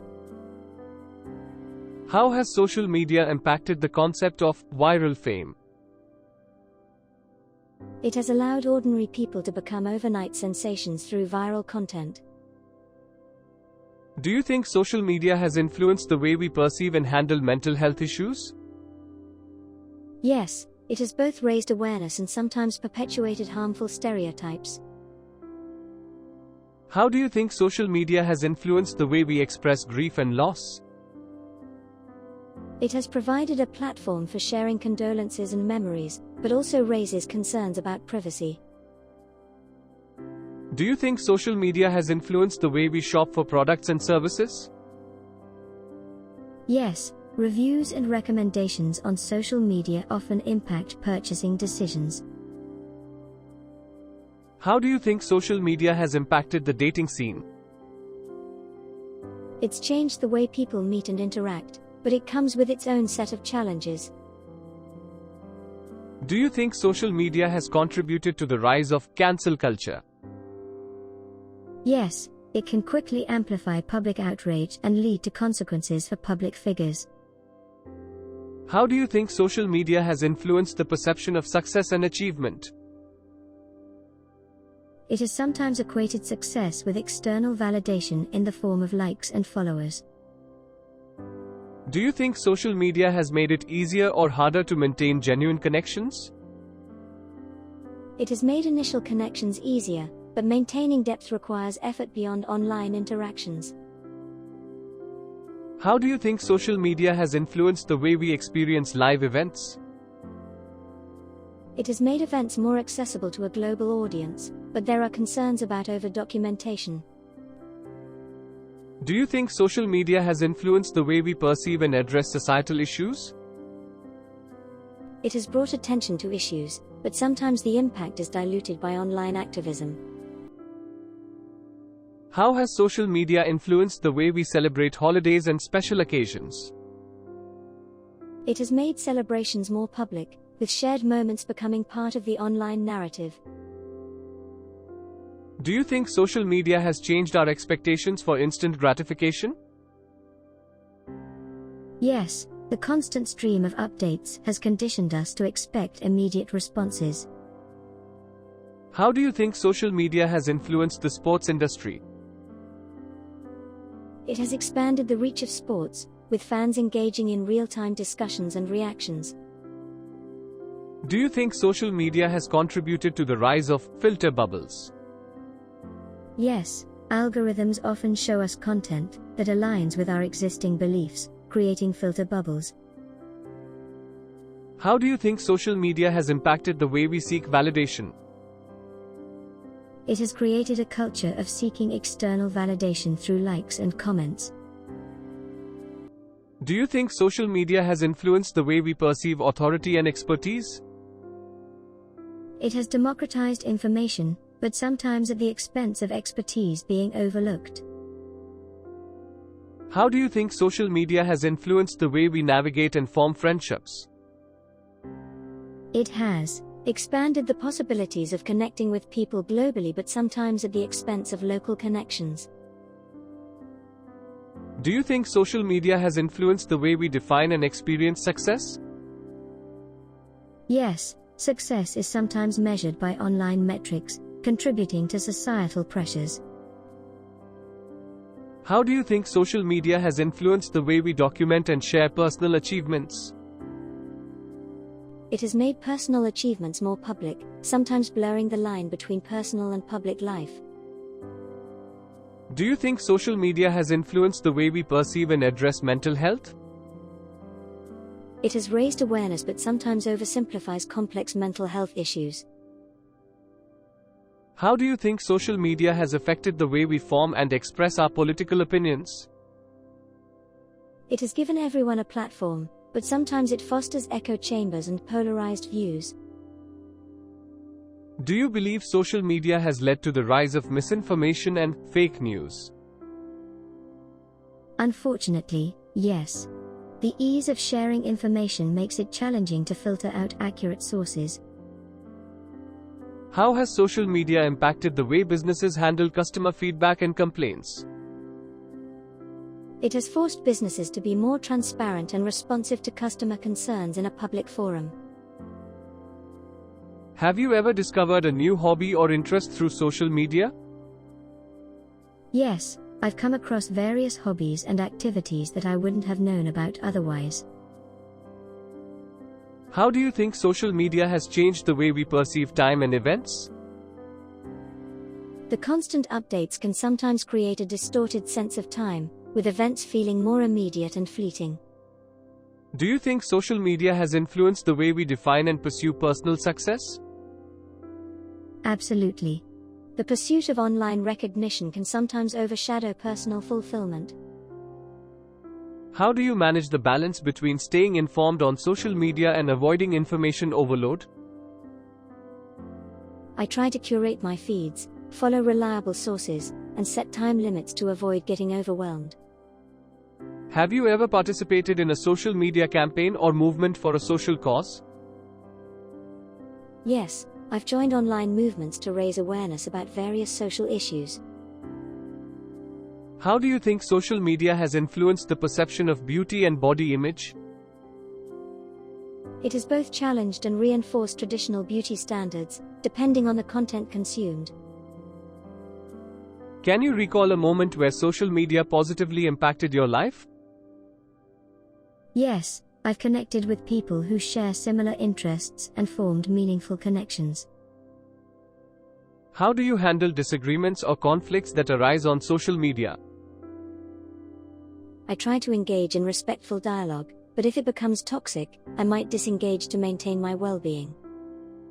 Do you think social media has influenced the way we consume and share personal achievements?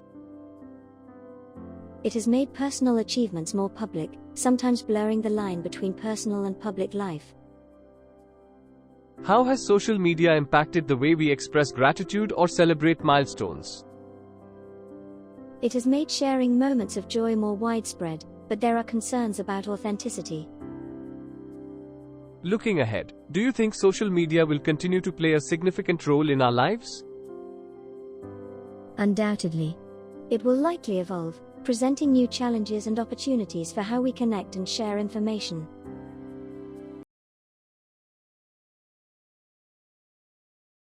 Hey Emma, have you noticed the increasing pollution in our city? Yes, Smith, it's quite alarming. Do you think our local government is doing enough to address it? Speaking of government action, have you ever participated in any environmental initiatives or projects?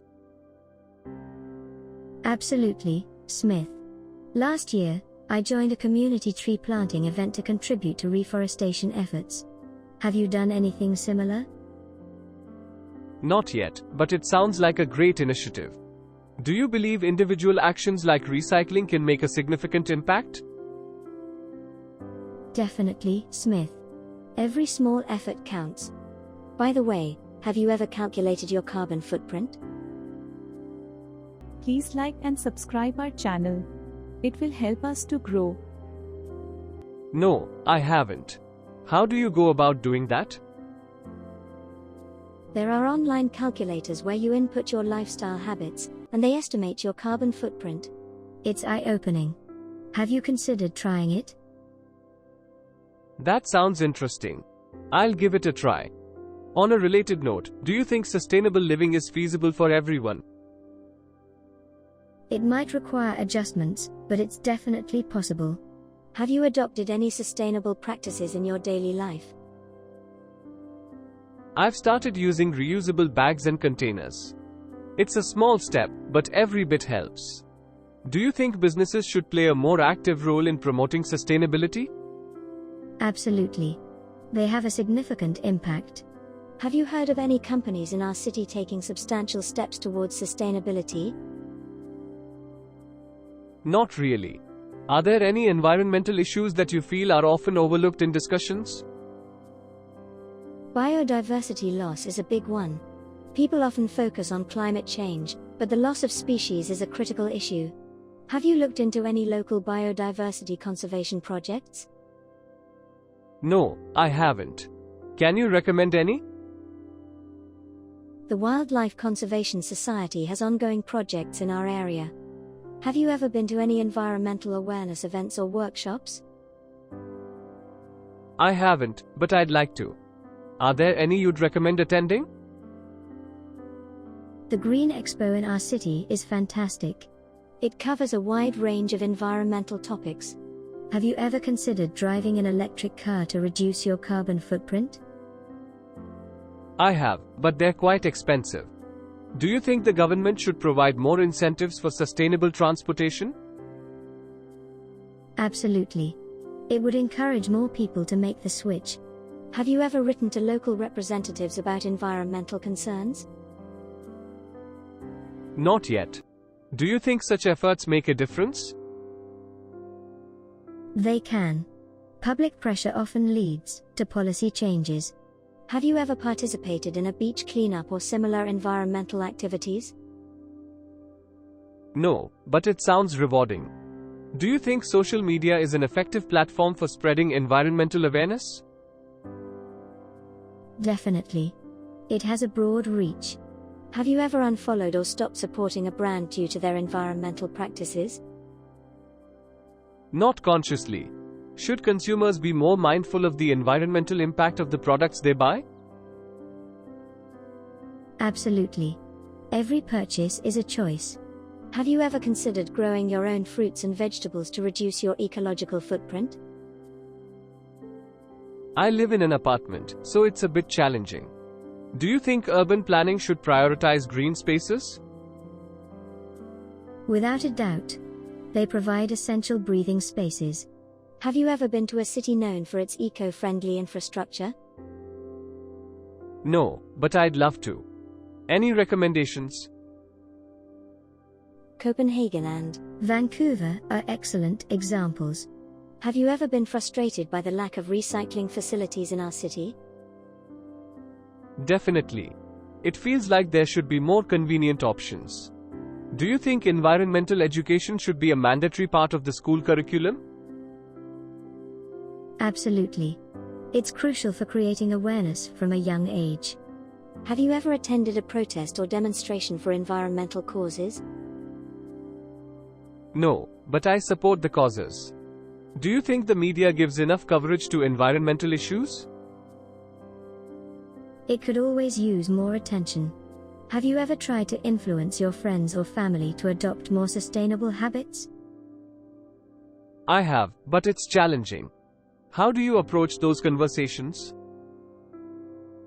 I usually share facts and emphasize the positive impact of small changes. Have you ever volunteered for an environmental organization? No, but it's something I've been thinking about. Are there any you'd recommend? The Environmental Action Group is active in our city. Have you ever felt overwhelmed by the scale of environmental problems? Definitely. It sometimes feels like individual actions won't make a difference. How do you stay motivated? I focus on the ripple effect. Small changes inspire others to do the same. Have you ever considered a career in environmental advocacy? It's crossed my mind. Do you think governments should prioritize renewable energy sources over traditional ones? Absolutely. It's crucial for a sustainable future. Have you ever participated in Earth Hour or similar global environmental events? Yes, it's a small gesture, but the collective impact is significant. Do you think the government should invest more in researching green technologies? Definitely. Innovation is key to solving environmental challenges. Have you ever been to a national park or nature reserve? Yes, I love spending time in nature. Do you think ecotourism is a positive or negative force for the environment? It can be positive if managed sustainably. Have you ever experienced the impact of climate change firsthand? Not directly, but the extreme weather events are hard to ignore. Do you think there should be stricter regulations on industries to curb environmental pollution? Absolutely. They have a significant impact on the environment. Have you ever participated in a discussion or forum on environmental issues? No, but it sounds interesting. Where can one find such discussions? Online forums like Reddit or local community groups often host them. Have you ever tried to calculate the environmental impact of your diet? No, but it's an intriguing idea. How do you go about doing that? There are calculators that consider the carbon footprint of different foods. Have you ever considered going zero waste? It seems challenging. How do you manage it? It's about making conscious choices and reducing single-use items. Have you ever been to an environmental film festival? No, but it sounds interesting. Are there any notable ones? The Green Film Festival is quite popular. Have you ever felt frustrated by the lack of international cooperation on environmental issues? Absolutely. It's a global problem that requires a collective effort. Do you think there should be more incentives for businesses to adopt sustainable practices? Definitely. It would create a more level playing field. Have you ever considered starting an environmental club or group in our community? It's a great idea. How do you think it would impact the local community? It could raise awareness and encourage more people to get involved. Have you ever read any books on environmental issues that you found particularly impactful? Not yet. Any recommendations? Silent Spring by Rachel Carson is a classic. Have you ever attended a lecture or talk by an environmental expert? No, but I'd love to learn from experts. Do you think the government should offer tax incentives for eco-friendly businesses? Absolutely. It would encourage more businesses to adopt sustainable practices. Have you ever participated in a wildlife conservation project? Not yet. Are there any local ones you'd recommend? The Save Our Species Foundation is active in our area. Have you ever written an article or blog post on environmental issues? No, but it's an interesting idea. Do you think social media influencers should use their platforms to promote environmental awareness? Definitely. They have a significant reach and influence. Have you ever felt discouraged by the lack of progress on environmental issues? At times, it seems like the problems are getting worse. How do you stay hopeful? By focusing on positive changes and the growing awareness. Have you ever considered using eco-friendly products in your daily life? I've started using a few. Are there any you'd recommend? Bamboo toothbrushes and reusable water bottles are a good start. Have you ever been involved in a campaign to raise awareness about a specific environmental issue? Not yet. Are there any ongoing campaigns in our city? The Clean Air Initiative is quite active here. Have you ever felt that environmental issues are not given enough priority in political discussions? Absolutely. It often takes a backseat to other pressing issues. Do you think environmental education should start in primary schools? Yes, it's essential to instill a sense of responsibility early on. Have you ever considered volunteering for a marine conservation project? It sounds fascinating. Are there any local projects focused on marine conservation? The Ocean Guardians group is working on it. Have you ever been to a sustainable fashion show? No, but it sounds interesting. Do you think sustainable fashion is becoming more mainstream? Slowly, but there's still a long way to go. Have you ever participated in a community garden project? Not yet. Are there any in our neighborhood? The Green Thumb Community Garden is quite popular. Have you ever used public transportation to reduce your carbon footprint? I do occasionally. Do you think governments should invest more in public transportation infrastructure? Definitely. It's a more sustainable option. Have you ever been to a renewable energy expo? No, but it sounds informative. Are there any you'd recommend? The Green Energy Expo is a good one. Have you ever felt that your efforts to live sustainably are insignificant in the grand scheme of things?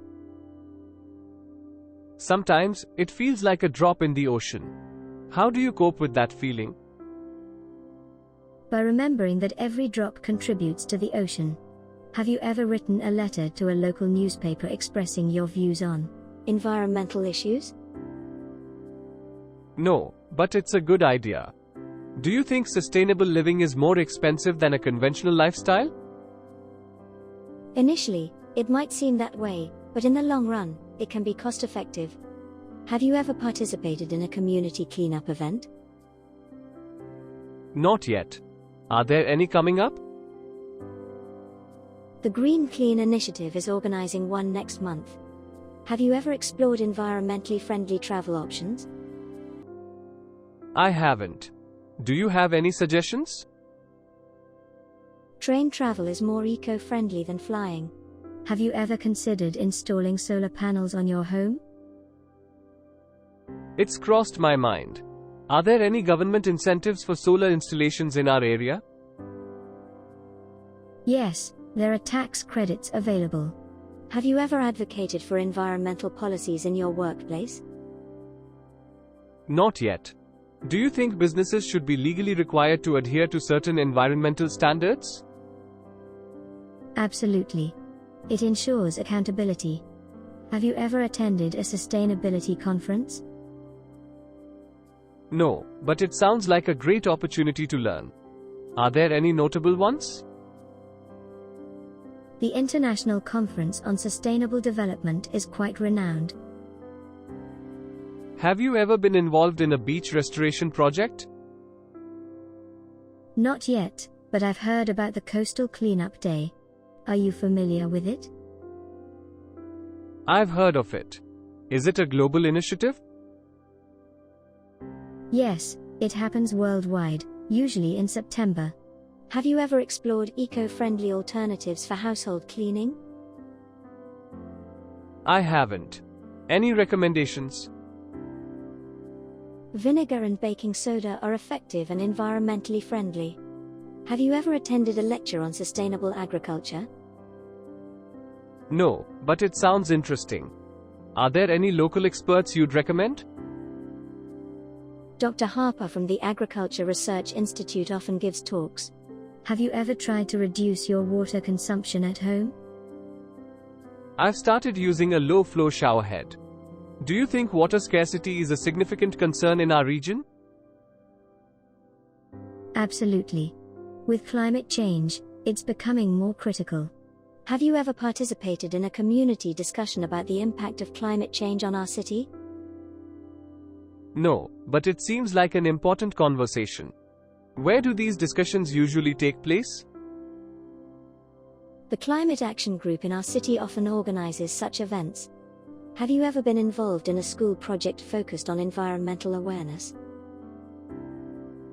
Not since I was in school. Do you think the younger generation is more environmentally conscious? In many ways, yes.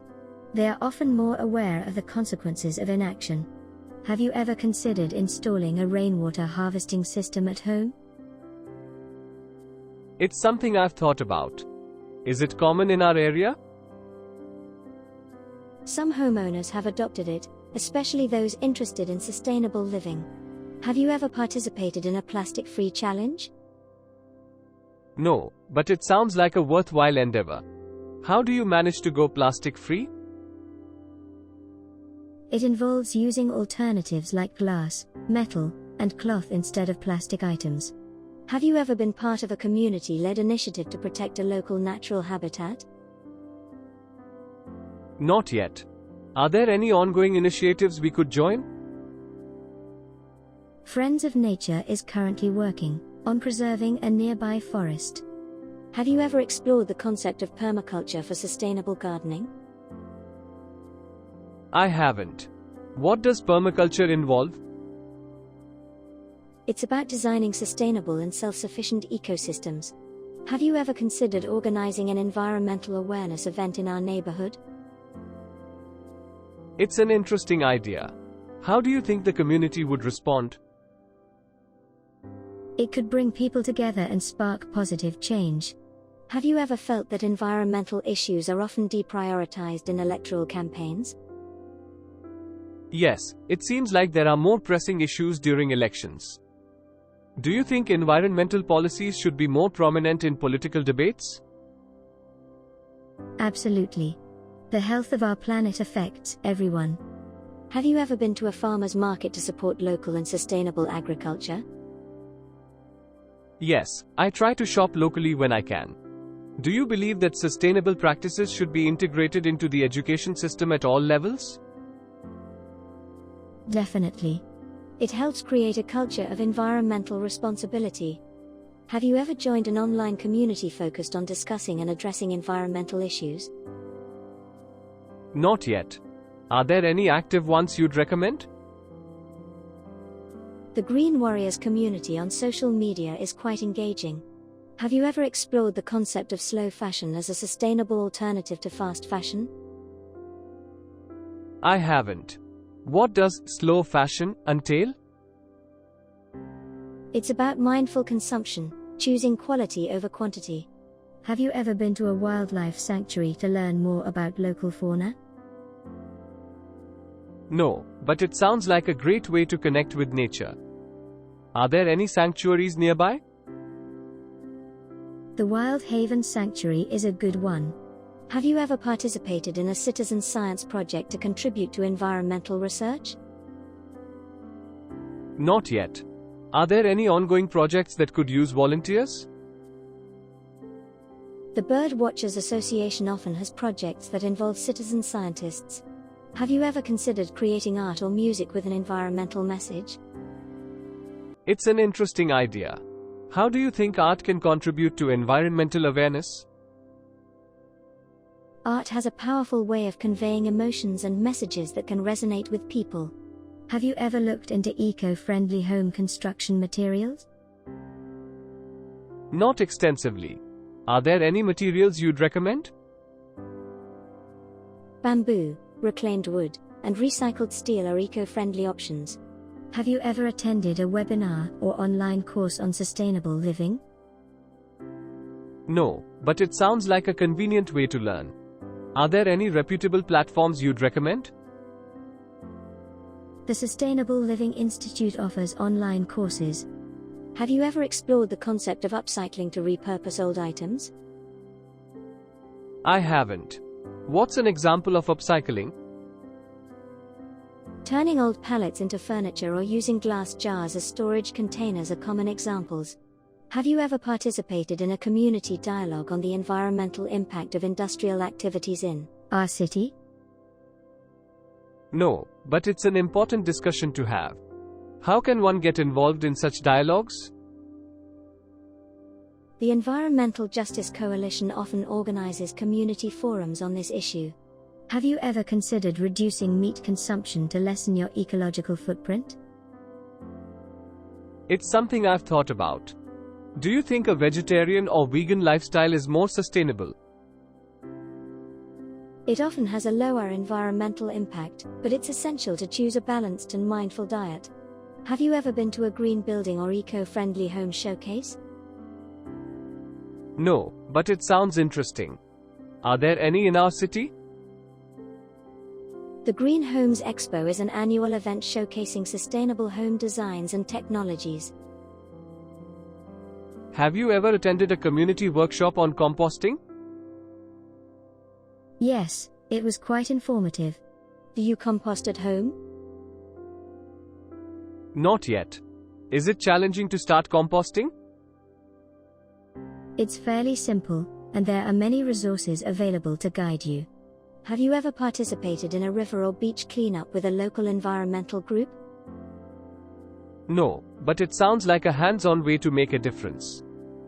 How can one find such cleanup events? Organizations like Ocean Guardians often announce them on social media. Have you ever considered advocating for more green spaces in our city? It's a good idea. How can one go about advocating for more green spaces? Engaging with local community boards and attending city planning meetings is a start. Have you ever tried to calculate your water footprint? No, but it sounds interesting. How does one go about calculating that? Online calculators take into account your daily water usage habits. Have you ever participated in a community bike ride or walk to promote sustainable transportation? Not yet. Do you think these events have a positive impact? Yes, they raise awareness and encourage people to consider alternative modes of transportation. Have you ever considered incorporating more plant-based meals into your diet? It's something I've thought about. Do you believe a plant-based diet is more sustainable? Generally, it has a lower environmental impact compared to a meat-heavy diet. Have you ever attended a seminar on reducing electronic waste? No, but it's a growing concern. What are some ways to reduce electronic waste? Proper disposal, recycling, and repairing instead of replacing can help. Have you ever been part of a community-driven initiative to reduce single-use plastics? Not yet. Are there any successful initiatives we could replicate? The Plastic-Free Community Project in a nearby town is a good example. Have you ever explored the concept of green roofs for sustainable building practices? No, but it sounds interesting. How do green roofs contribute to sustainability? They provide insulation, absorb rainwater, and reduce the urban heat island effect. Have you ever been involved in a campaign to raise awareness about the importance of pollinators? No, but it seems like an essential cause. What are some common pollinators we should be concerned about? Bees, butterflies, and bats are crucial pollinators facing various threats. Have you ever attended a documentary screening on environmental issues? Yes, documentaries can be quite impactful. Any recommendations?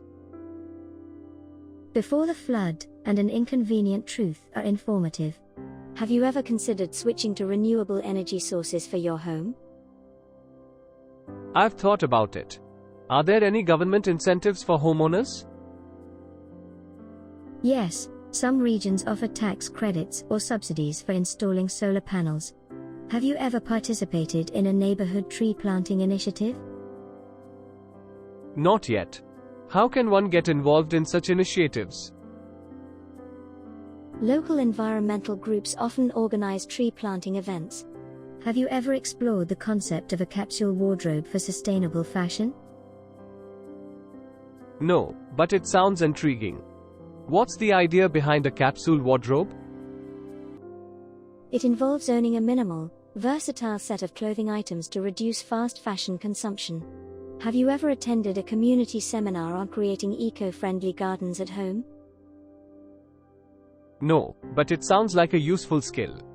Are there any experts you'd recommend? Dr. Greenfield from the Botanical Society often conducts informative sessions. Have you ever participated in a letter-writing campaign to advocate for environmental policies? Not yet. Do you believe individual letters can influence policymakers? Yes, it adds to the collective voice of the community. Have you ever explored sustainable alternatives for personal care products? I've started using a few. Any specific brands you'd recommend? Eco-friendly brands like Green Beauty and Earth's Essence are good options. Have you ever considered volunteering for a wildlife rehabilitation center?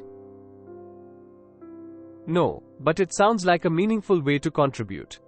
Are there any centers in our area?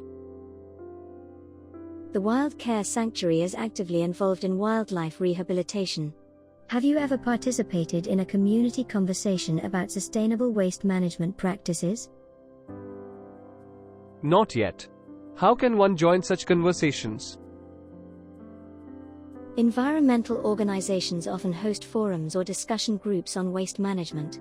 Have you ever attended a community art exhibition with an environmental theme? No, but it sounds like a creative way to raise awareness. Are there any local artists you'd recommend? Sarah Greenfield often incorporates environmental themes into her artwork. Have you ever tried to create a zero-waste meal at home? Not yet. Is it challenging to prepare a meal without generating waste? It requires planning, but it's definitely doable. Have you ever participated in a neighborhood energy efficiency challenge? No, but it sounds interesting. What does it involve? It usually includes tips and challenges to reduce energy consumption at home. Have you ever explored the concept of rewilding for urban areas? No, but it sounds like a positive urban planning approach. How does rewilding benefit cities? It helps restore biodiversity and create more natural, resilient urban spaces. Have you ever attended a workshop on creating a sustainable home garden? Not yet. How can one find such workshops?